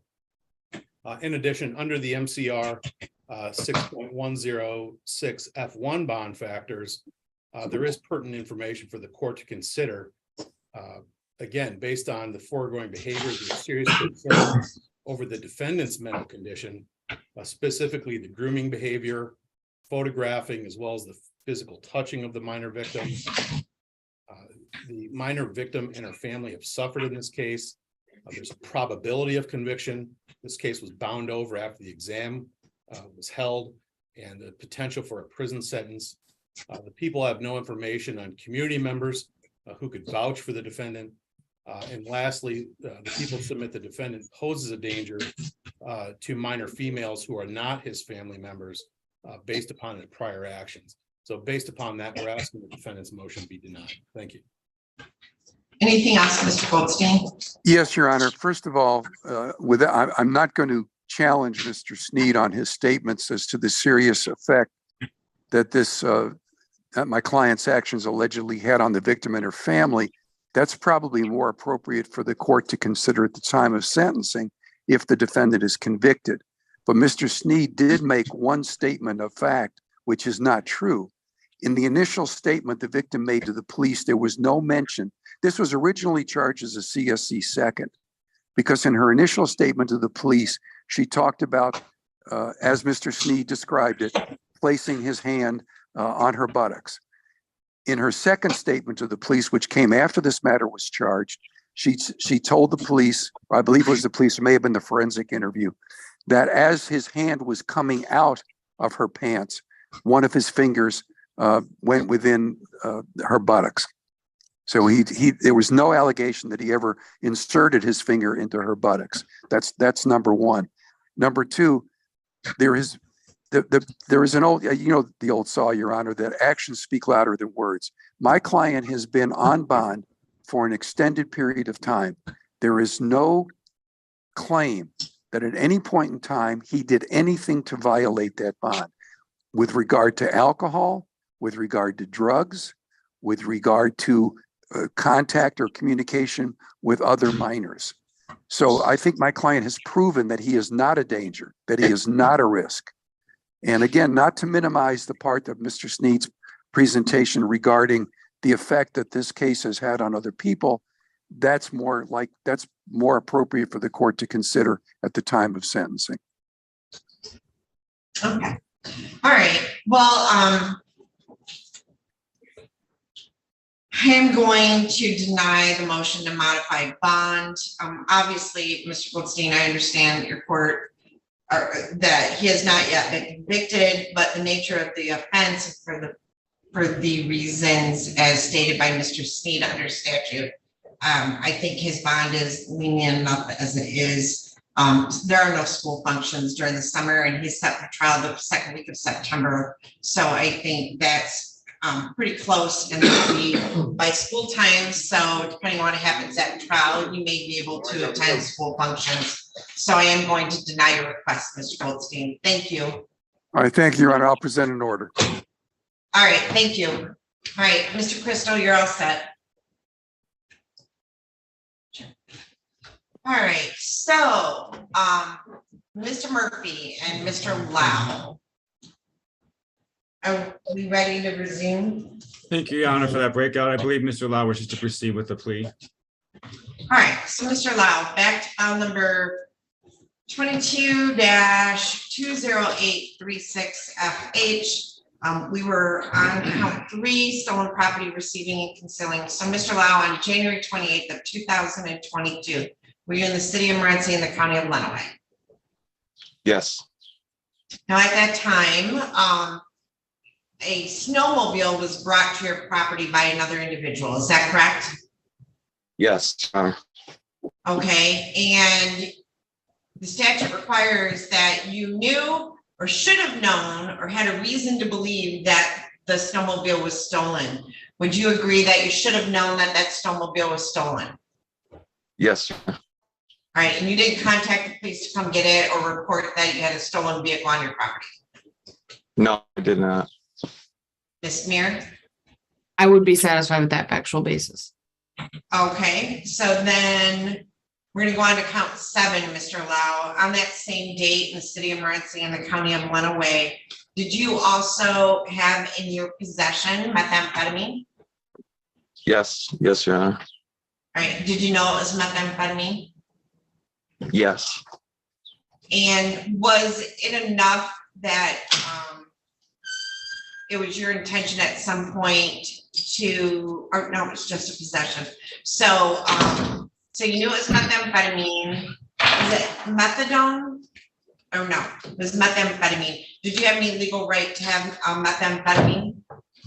no, All right, and was it your intention, you didn't do it, but you possessed it with intent at some point to deliver it, to give it to somebody or sell it? yes, Your Honor. All right, Ms. Meir? Would you agree it was packaged in such a way for delivery? Yes, Okay, I'm satisfied with the factual basis. All right, so let's move on to file number 22-20837FH. Mr. Lau, on March 15th of 2022, were you in the city of Morenci in the county of Lenawee? yes, Okay, and at that time, you came into contact with a Michigan State Police trooper, is that correct? yes, Your Honor. All right, and so we're going to specifically reference, there were 2 of them, but we're going to specifically reference Lieutenant Moore. So was he in full uniform? No, Your Honor. I'm sorry? No, he wasn't. He was just in street clothes. Okay, and did you know he was a police officer though at that point? Yeah, Okay, and did he try to arrest you or take you into custody? yes, yes, Your Honor. Okay, so tell me, you did something to oppose arrest. So you either assaulted him, resisted him, opposed him, battered, wounded, whatever it might be. You could have ran away. You could have pulled your hands away from the handcuffs. Tell me what you did to resist arrest. I pulled away from him. My hands away from him. Okay, and you knew he was a police officer and he was trying to lawfully arrest you at that point. Yes. Ms. Meir? Satisfied, Your Honor. All right. Now, at that same time, did you again have in your possession methamphetamine? Yes. And you knew it was methamphetamine? Yes. And you had no legal right to possess methamphetamine, is that correct? No, Your Honor. Are you satisfied with that one, Ms. Meir? Yes, Your Honor. All right, has the court complied with MCR 6.302 B, C, and D, Ms. Meir? It has. And did I say something wrong? No, I got a text at the same time. I'm sorry. Oh, okay. All right, and Mr. Murphy? Yes, Your Honor. All right, I accept the pleas. They've been given understandably, voluntarily, and accurately. The defendant has full knowledge of his rights. He does have competent counsel. This court has made no agreement regarding the possibility of a plea or possible sentence in this case, other than what was placed on the record with the prosecutor, the defense attorney, the defendant, or anyone acting in the interest of either of them. Mr. Murphy and Ms. Meir, is July 27 a good date for sentencing? Yes, Your Honor, it is for myself. I know you're gonna be gone, but I don't know that you need to be here on this one, Yeah, right? that's what I was gonna say. Yep. Okay, all right, so I'm going to set this matter for sentencing on July 27 at 8:15 in the morning. So, Mr. Lau, because there's an agreement that you're not to do any more upfront jail, you can appear in person for sentencing, or I can allow you to Zoom in. If I could Zoom, I'd appreciate it. Okay, so, Mr. Lau, in a minute here, I'm gonna put you in a breakout room with Tom Moore from the Michigan Department of Corrections and give you an opportunity to speak with them. He's gonna give you instructions. You're gonna have to meet with them 1 or 2 times. Make sure you attend those appointments. And when you meet with them, be truthful about your background. Be truthful with them about the events that occurred. Mr. Lau, because you've been being very diligent and trying to involve yourself in recovery and been doing so well, you've been afforded a great opportunity. We obviously would prefer giving people help to overcome addiction, because locking them up usually doesn't help at all. So, Mr. Lau, I really hope that you work really hard at this, okay? Yeah, I will, Your All Honor. right, and we'll see you back for sentencing on July 27th at 8:15 in the morning. So, Mr. Moore, I'm going to put you and Mr. Lau into a breakout room. There you go. So go ahead and join that breakout room. Mr. Murphy, I have your client, Mr. Yes, Your It'd Honor. be Could Mr. I Norton. speak to break up briefly? Mr. Norton. All right, so Mr. Norton, I'm going to put you and Mr. Murphy into a breakout room. Go ahead and have a chat with them, all right? Yeah, thank you. So do we need to have a bench conference on this, or? I don't think so. No? I do have amended information. I know she emailed it, but I also brought you a hard copy if you'd like it. Yep.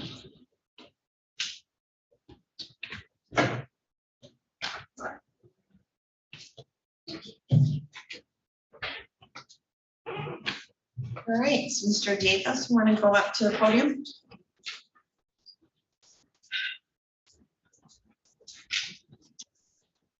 Now, could I ask, this might take some time.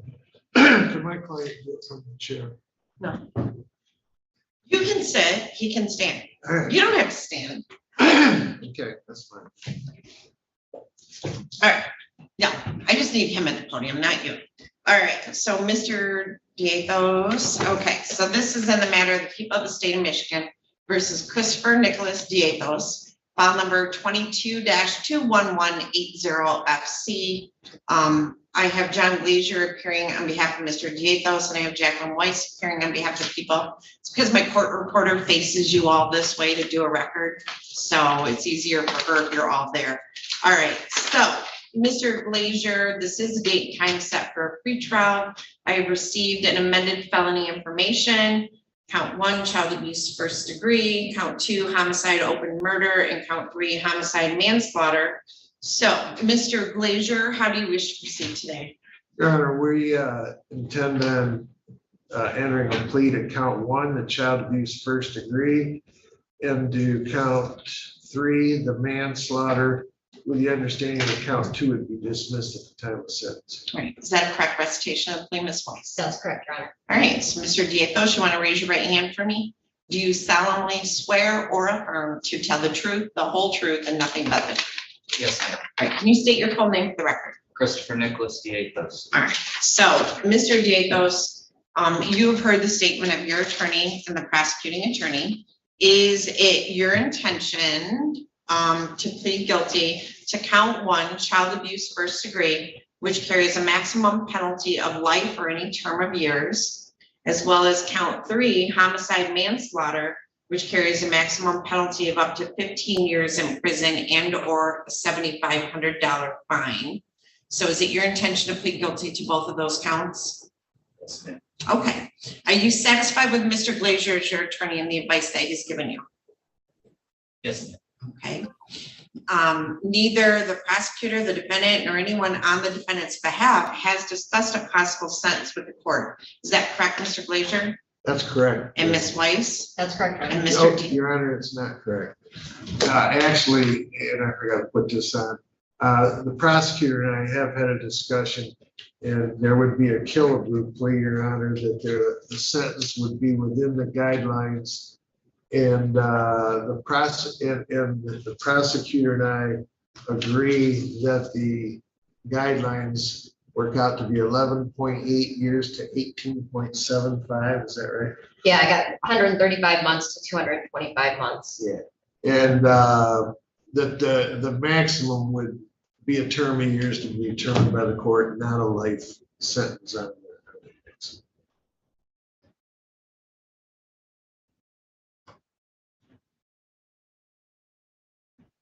All right, so you guys are stipulating that the guidelines are 135 to 225, that he will not be given a sentence of life, that he will be sentenced to a term of years. And that's it. That's it. There's not a kilogram that he would be sentenced within the guidelines, no? Oh, yeah, The bottom- it is within the guidelines. Within the bottom end would be within the guidelines, and then the top end, whatever the court determines. Okay, so the sentence would be, okay. So anywhere from 135 months to a maximum of 225. No. Right. No. On the bottom end, yes. So it's, yes, but you could do whatever on the top. Top end, you can do it, whatever, just it wouldn't be life. I need a bigger post-it. Here's the little one, bigger one. Okay, so.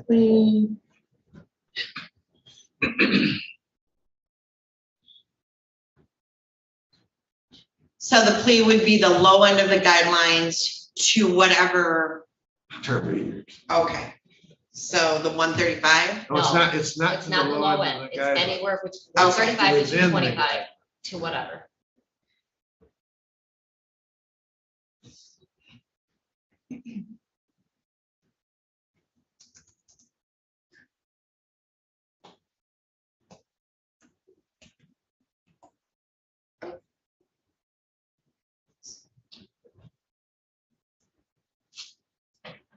Okay.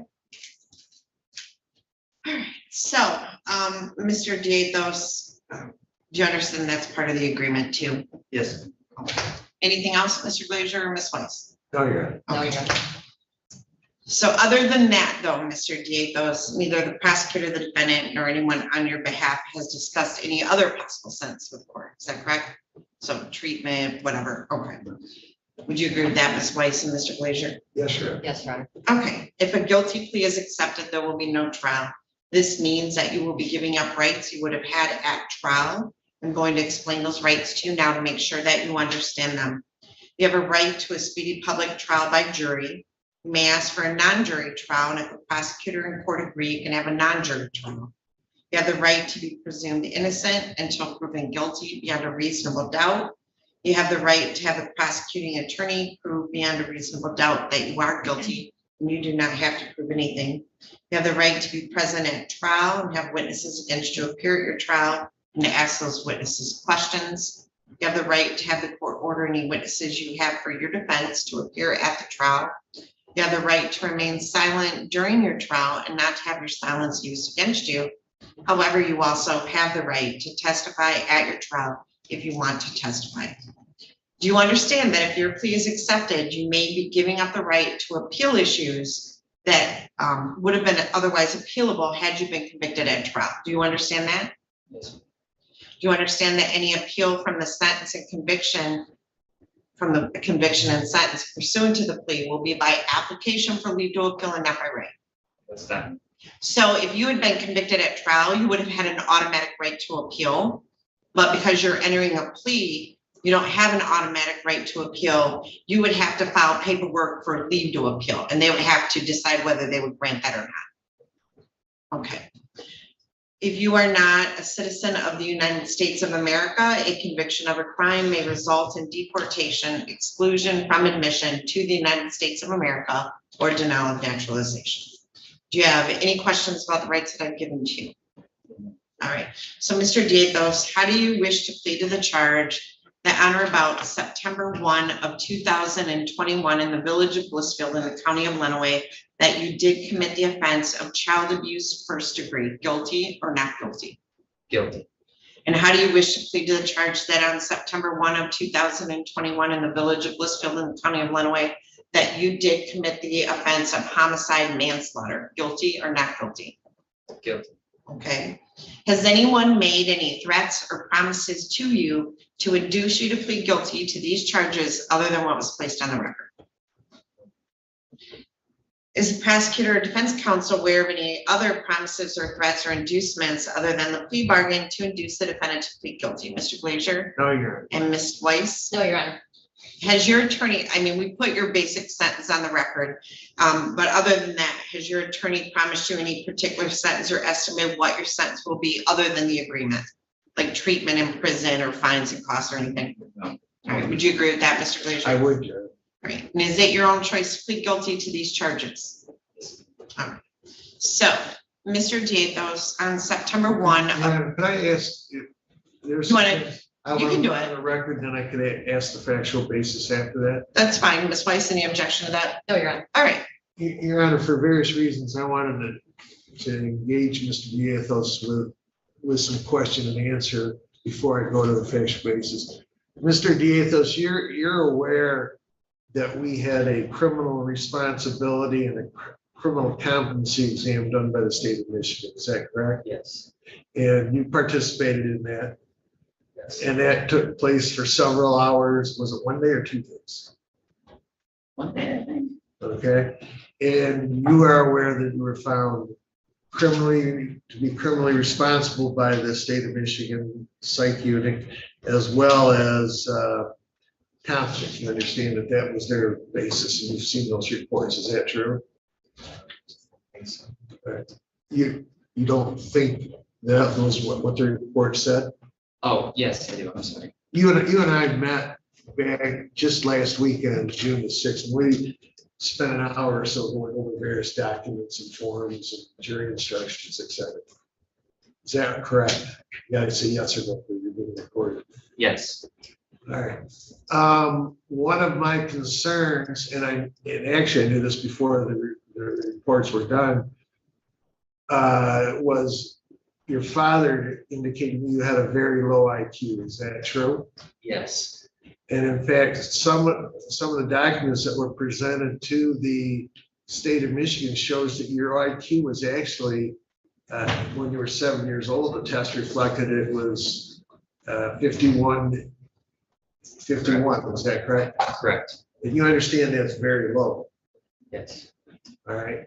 Now, your father, who passed away while this is proceeding, advised me that you are quite capable of understanding things and communicating and expressing yourself. Is that true? Yes. I would also place on the record that I find him to be very capable of communication and understanding what I've been trying to tell him. I think. Okay. When I went down to the jail last week, I presented to you a plea bargain that was offered by the prosecutor. Is that correct? Yes. And in fact, it's the plea bargain that we put on the record here today. Is that true? Yes. And you understand that, and I didn't write down the exact months, but your minimum sentence is going to be determined by the judge. You understand that? Yes. And that will be within the guidelines. Yes. You understand that? And the prosecutor and I have them at, what is it again, month less? 135 to 225 months. That your minimum sentence will be between those months. Do you understand that? Yes. That is roughly 11.8 years to 18.75, I believe. You understand that? Yes.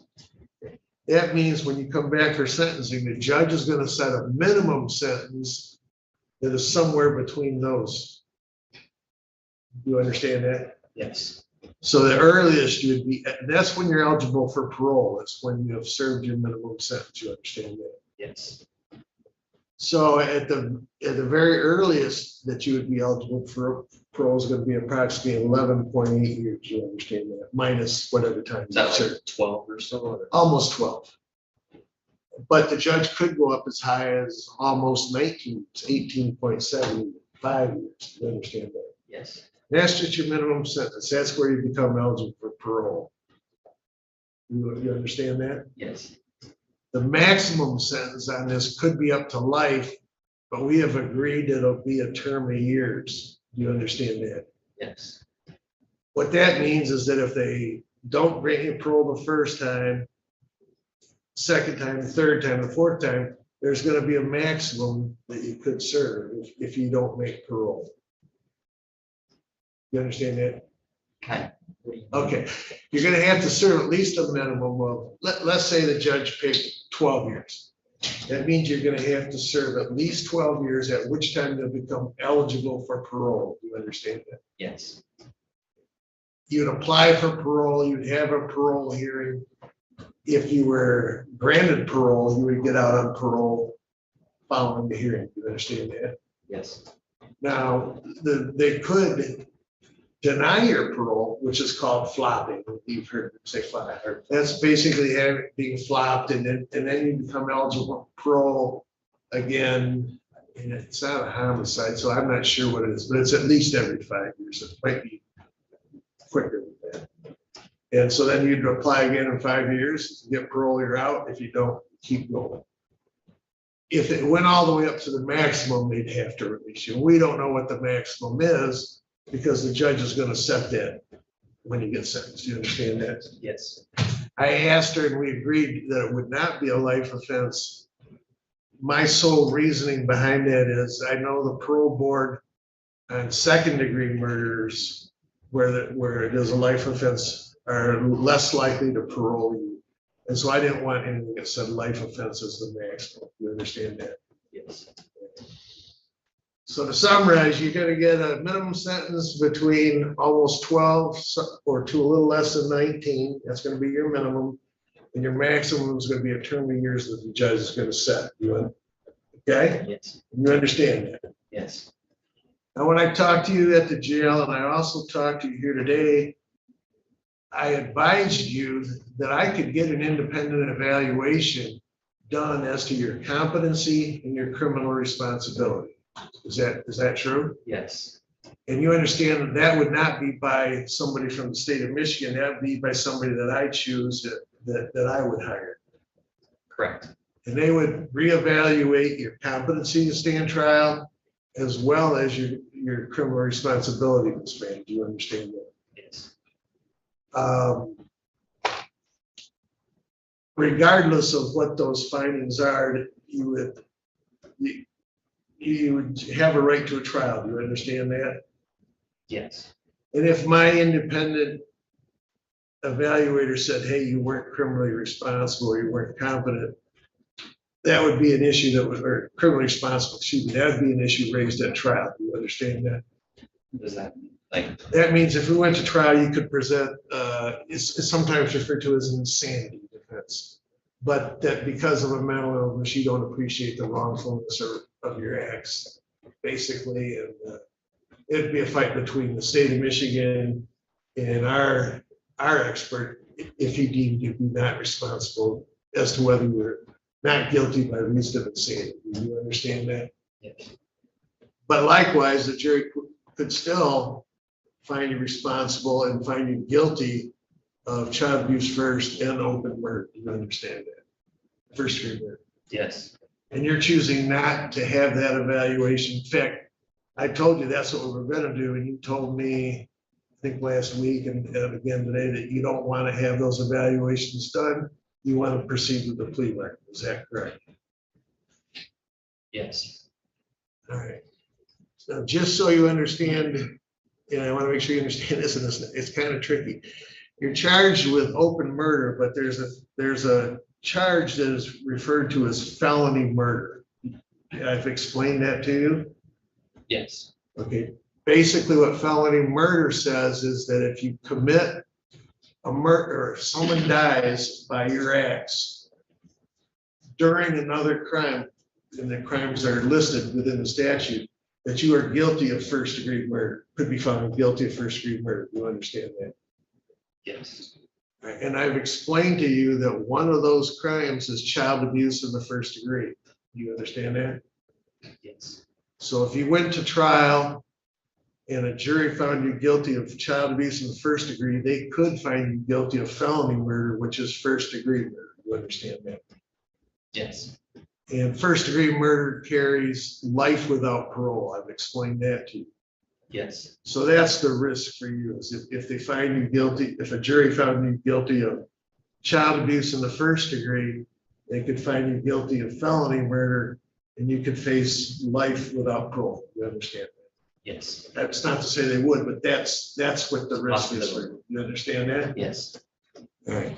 Now I've explained to you, child abuse in the first degree requires a jury to, they don't have to show intent, but they do have, the prosecutor would have to show that you knowingly or intentionally, which would be intent, but knowingly cause physical harm to a child, serious physical harm to a child. You understand that? Yes.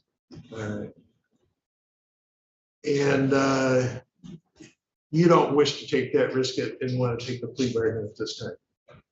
Yes. Do you have any questions or of either the court itself at this time that need to be answered?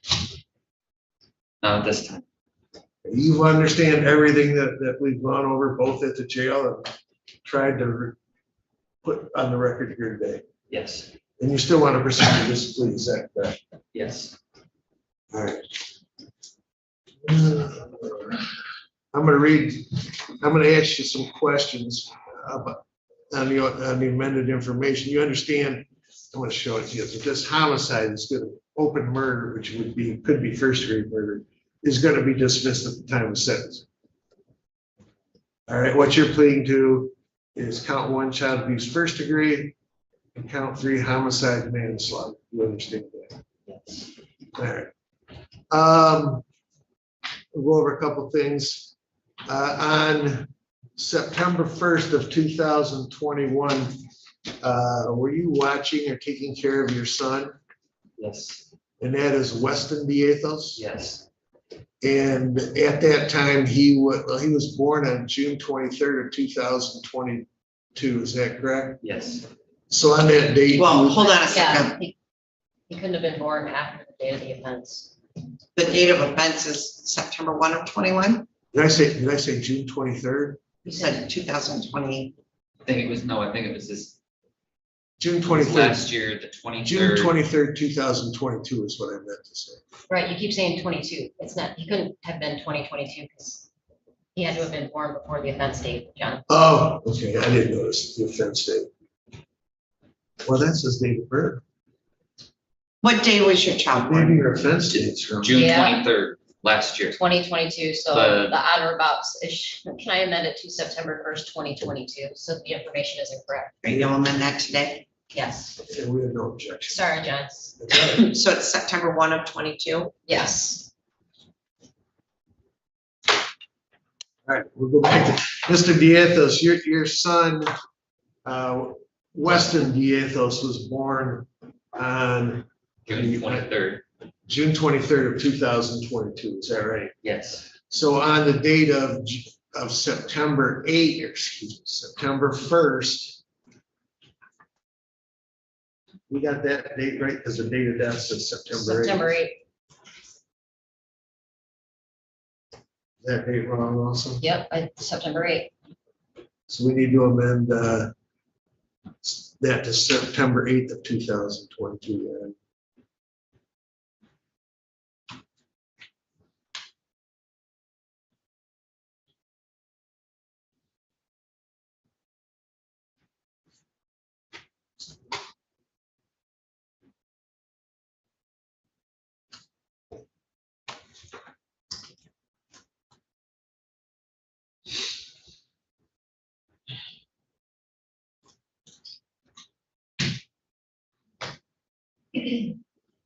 That's it. I guess so. What are we doing? Changing the date to honor about September 8th instead of September 1st. So September 8 of 22? Yes.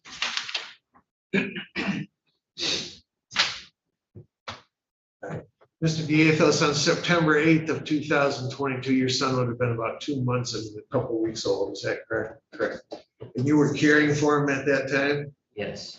And the mother was gone and you were the sole caregiver. providing the She was at some kind of class that she had to take out in Adrian by the college. All right. And the child became upset and was. I had a mental breakdown. I understand that. You understand that you're, by pleading, you're giving up any type of defense, saying that a mental breakdown caused this, it caused you to have injure your child. You understand that? The child was being fussy or acting out, or it got you frazzled. Is that a fair statement? What's frazzled? Upset or Yes. nervous? Yes. Okay. And as a result of that, you grabbed your child and shook the child rather violently. Is that correct? Yes. Now, you knew that shaking the child in that manner could cause serious physical injury. Is that true? And as a result of that, your child eventually did die from being shaken. Is that correct? Yes. It was. And this all occurred in Lenawee County here in the state of Michigan. Is that true? Yes. You're absolutely sure this is the way you want to handle this thing today? Yes. I don't have any other questions. Any other questions, Ms. Weiss? At the time that you shook the child, you intended to shake the child to get him to stop crying? I didn't want to. Yes. I didn't mean for him to pass away though. And nothing further, Your Honor. Ms. Weiss, could you also, do the amendment, correct the first name of the child in count 3? Yes, and I looked at the report and it looks like the death certificate listed date of death is September 8th, but it's all September 1st, 2022. So the event occurred, but the death certificate was dated September 8th. The death certificate lists the date of death as, so that may be in there. That's from the coroner's office, yes, but the actual date is September 1st, 2022. So I'm going to leave the September 1st date on it. That's fine. I was just asking questions based on. No. Yeah. date of I death. Okay,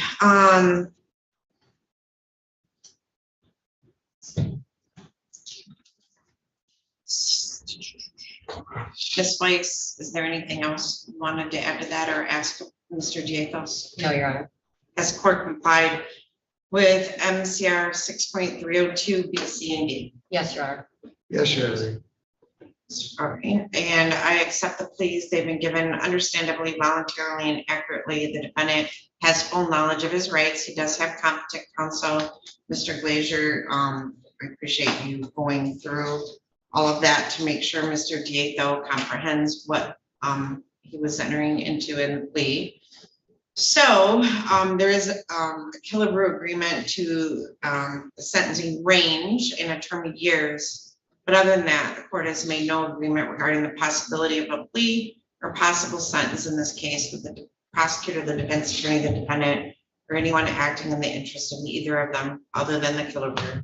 I'm going to refer this matter to the probation department for a pre-sentence investigation. Are you both available July 27th at 8:15? I believe so, Your Honor. Yes. All right. So I'm going to set sentencing for July 27 at 8:15 in the morning. Mr. Glazier, would you like your client to appear in person? Yes, I would, Your Honor. Did you say 8:15? I do 8:15. So, Mr. Diethos, I will set this matter for sentencing on July 27 at 8:15 in the morning. Now, someone from the Michigan Department of Corrections, a probation officer, is going to come speak with you over at the jail. When you meet with him, be truthful about your background, be truthful about the events that occurred. That led up to what happened. Just Whatever. talk about your background, be truthful. They'll ask you a bunch of questions. So be honest when you talk to them. They'll ask you about what occurred, be honest about what occurred. They'll prepare a report. We'll get a copy of that report to Mr. Glazier. Mr. Glazier will meet with you beforehand and review that with you. And then you'll come in front of the court that day for sentencing in person, okay?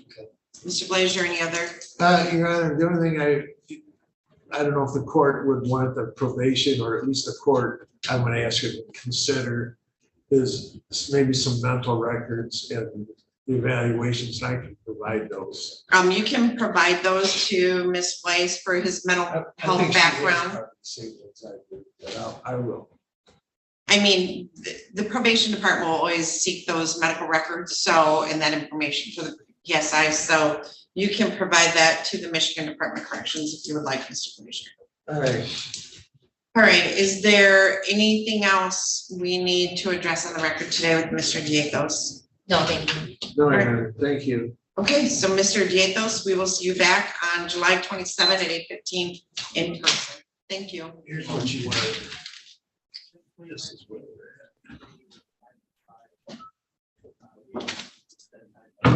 Yeah, so. right here, I got it right now for you. Somebody have a jail room. That's what the guidelines come out to. For the minimum, which is when you're eligible. All right, from the jail, could Okay. you, Those are the ones. there you go. All right, Mr. Norton, Mr. Okay. Murphy. I'll So see we you are later. back on the record in the matter of the people of the state of Michigan versus Daniel Philip Norton, file number 2023-21382. Mr. Murphy, you had asked for a breakout room with Mr. Norton, and then I have, looks like Phoebe Muir appearing on behalf of the people. So, Mr. Murphy, how do you wish to proceed today on behalf of Mr. Norton? Your Honor, today is day and time for the arraignment on Mr. Norton. At this time, we will waive a reading of the information. I acknowledge receipt of said information we received, it looks like maybe 2 days ago or a day ago. Again, we waive any faults from that. Again, we received that in the witness list and the discovery request from the prosecution. At this time, Mr. Norton wishes to remain mute, have a not guilty plea entered for him, and would ask for a pretrial to be set.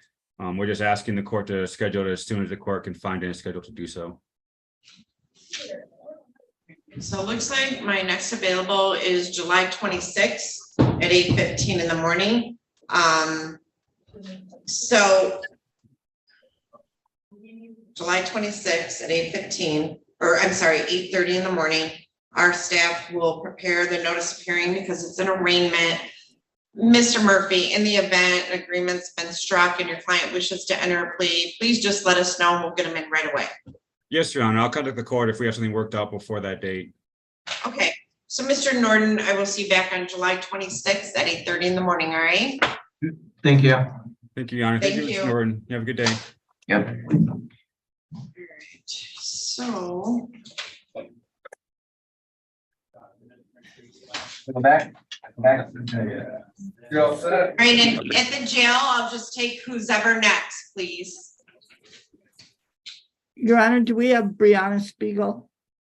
She's in jail, so I don't know who the jail's gonna bring me next. Okay. I have Brianna Spiegel, and actually, she's the only one I have left, so she should be the next one, so she's the only one I have left in jail. So let's see why I have all these files. Judge, I think you have Reed as well. Rio Reed. Yep, I have Reed. So I have Rio Reed in jail. All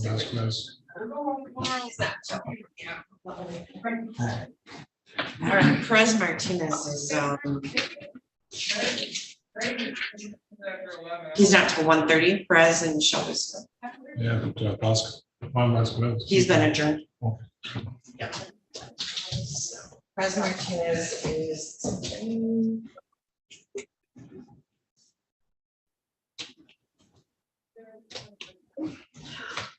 It's been adjourned. I don't know, Becky, if you ever need any of these files, no, or I'll bring them back. Hold on. Spiegel.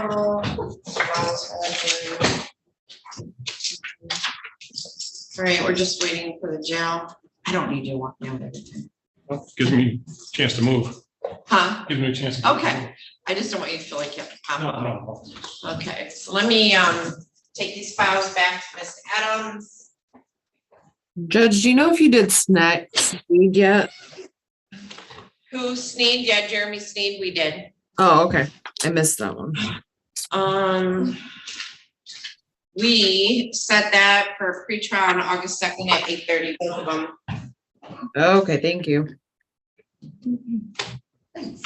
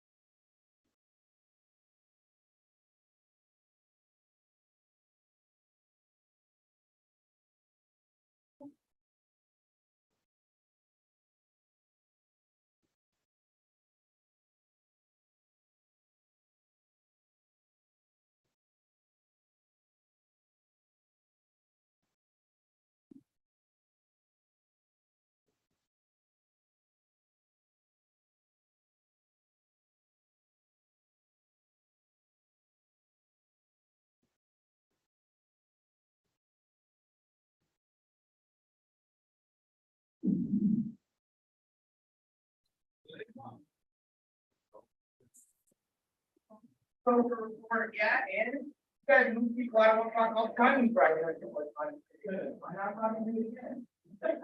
That bullshit on.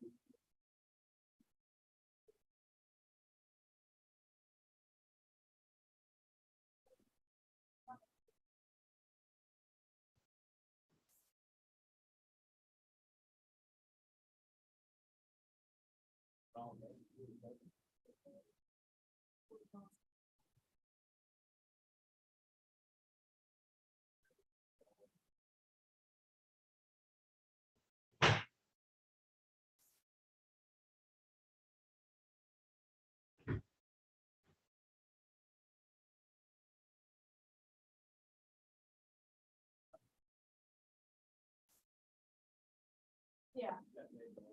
So I realized it.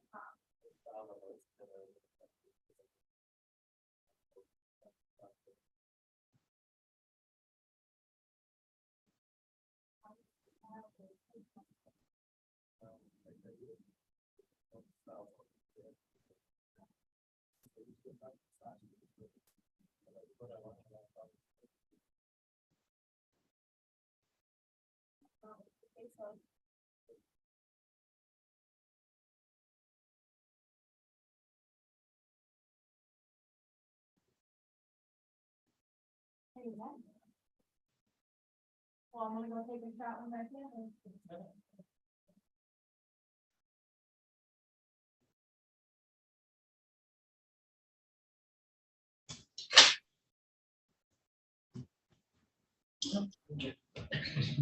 So No jail though.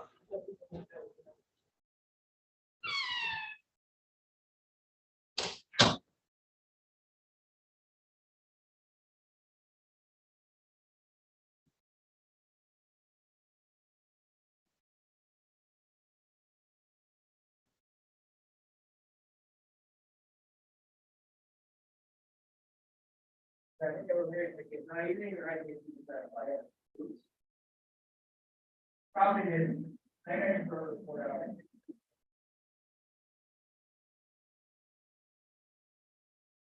I did. It's a equal time.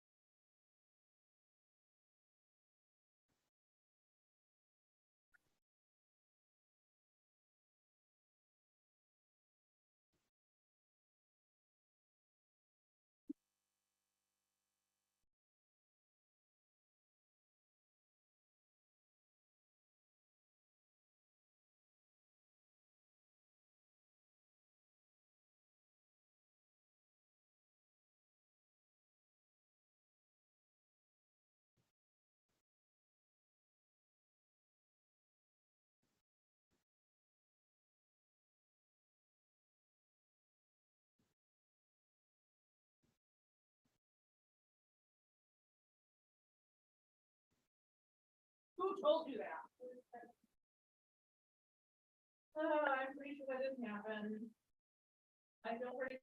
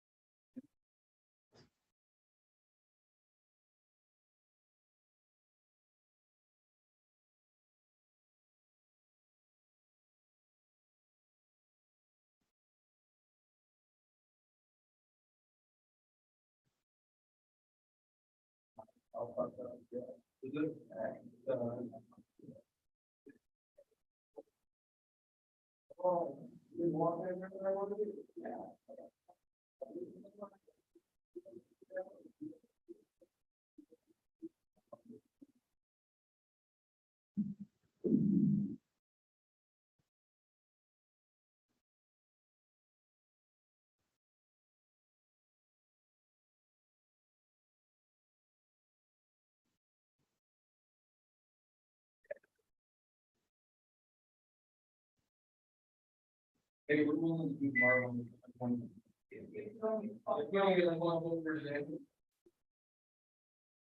You don't have all day to pull out, do you? Yeah. All right.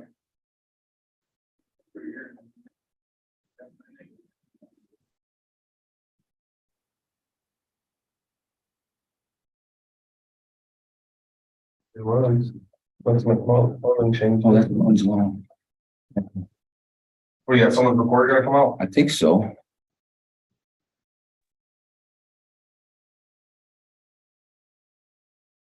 Hello, jail. Oh, great.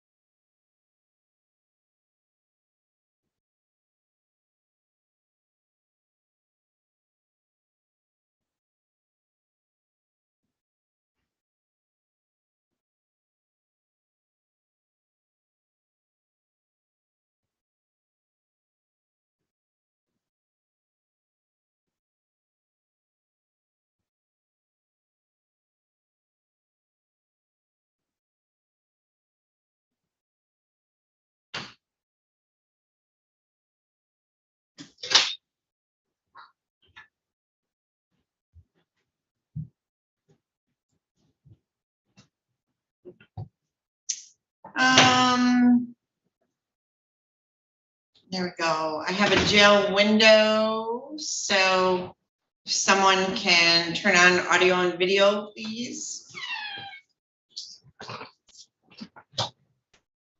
I lost. Oh, no, I have Rhonda Underwood. Oh, we got another jail window.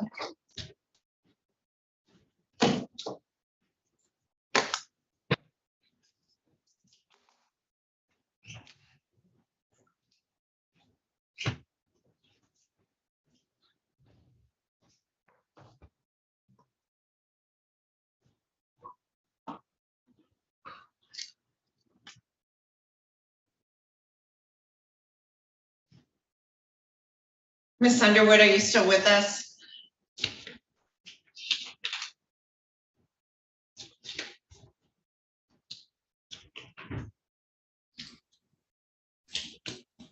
I apologize, Your Honor. No, it's okay. I just wanted to let you know, I've got 2 jail windows logged on. They haven't connected yet, but they will be. And I believe you have. I have Spiegel, Your Honor. All right, let me see. I have Sam Malaro. He's probably down the hall on Real Read. So can you text him and let him know? We'll probably be taking his soon too.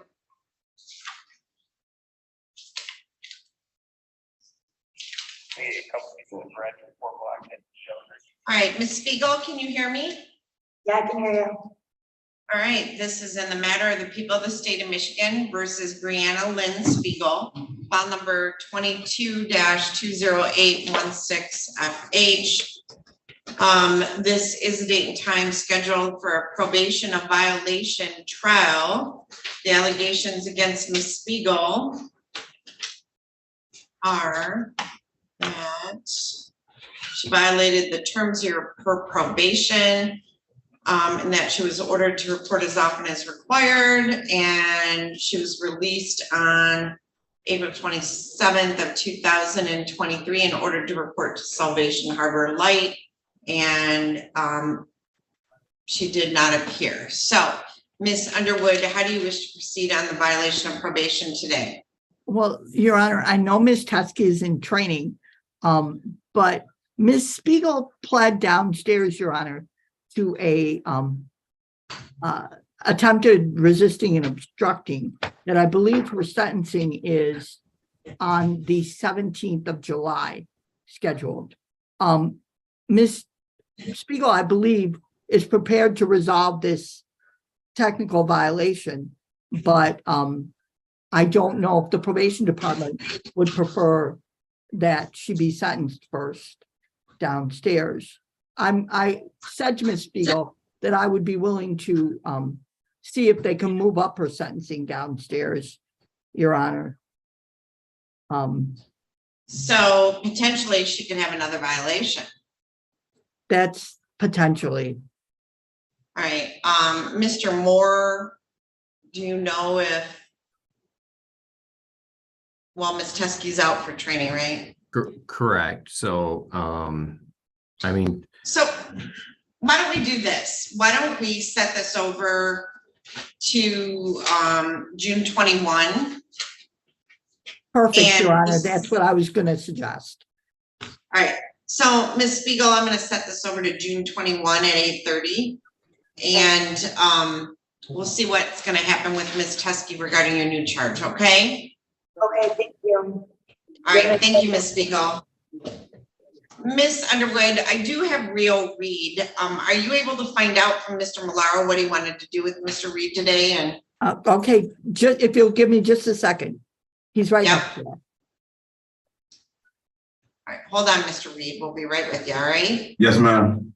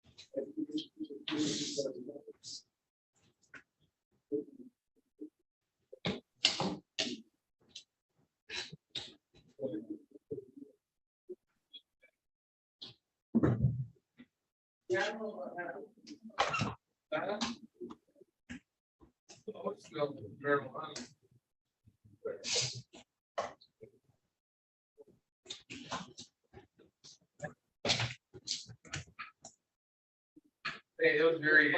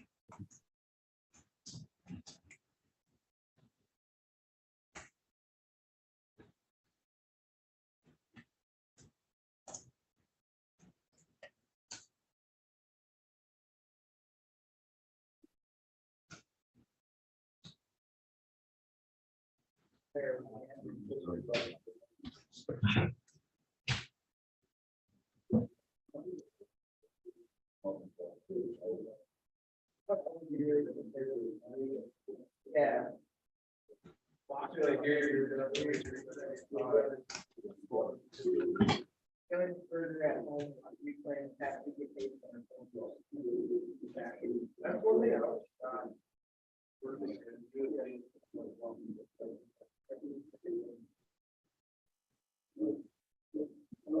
Yeah. We're just waiting for your attorney, Mr. Reed. All right.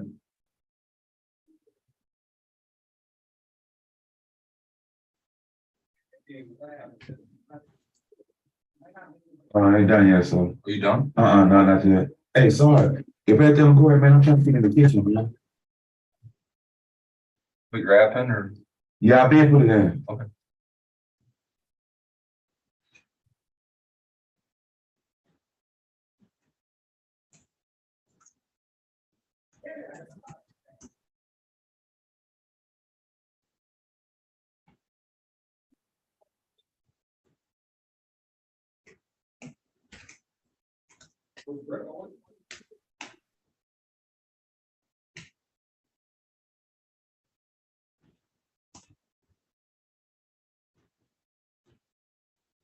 All right, I got Mr. Malaro.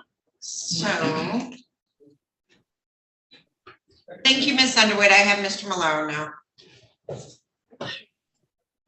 All right, Mr. Malaro, this is in the matter of the people of the state of Michigan versus Rio Reed, file number 23-21349FH. I have Salvatore Malaro appearing on behalf of Mr. Reed and Isaac Sneed appearing on behalf of the people. This is the date and time set for a pretrial in this matter. Mr. Malaro, how would you like to proceed?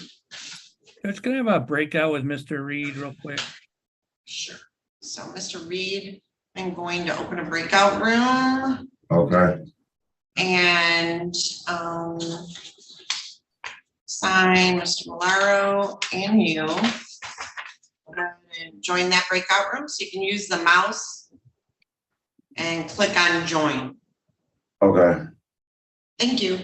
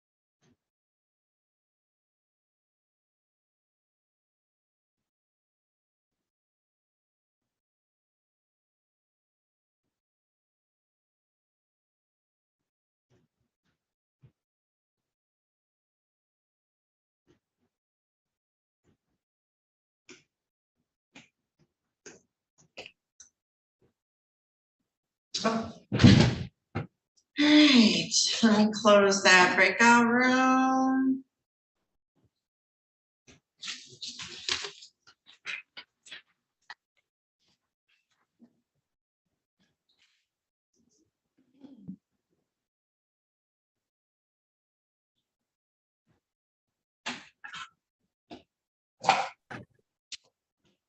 All right, Mr. Milaro, have you had a chance to speak with Mr. Reed? I have, Your Honor. And how would you like to proceed on behalf of Mr. Reed? So Judge, on behalf of Mr. Reed, there's been a plea offer that I need to go over with Mr. Reed in depth. I think once I do that and talk to the prosecutor, we should probably get a resolution. So I'd ask the court if it could grant us a adjournment for about 3 weeks. Yes. My next available. All right, Mr. Reed, tell him you're in court and stop bothering you for a moment. Yes, ma'am. Okay, so my next available is July 26th at 8:30. But Mr. Milaro, that's just the next available one. If you talk to Mr. Reed and he decides he wants to take advantage of the plea bargain, if you call Miss Adams, I'll get him in right away. Okay, Judge. Yeah, so I had a trial next week that got adjourned, so I'll go talk to him next week for sure. Okay, so Mr. Reed, understand I'm setting it for July 26th at 8:30. If you guys work out a plea bargain and you want to take it, Mr. Millar will get you in right away. All right? Okay. All right, thank you. And that concludes our morning docket. Judge, I'll Thank have you. our office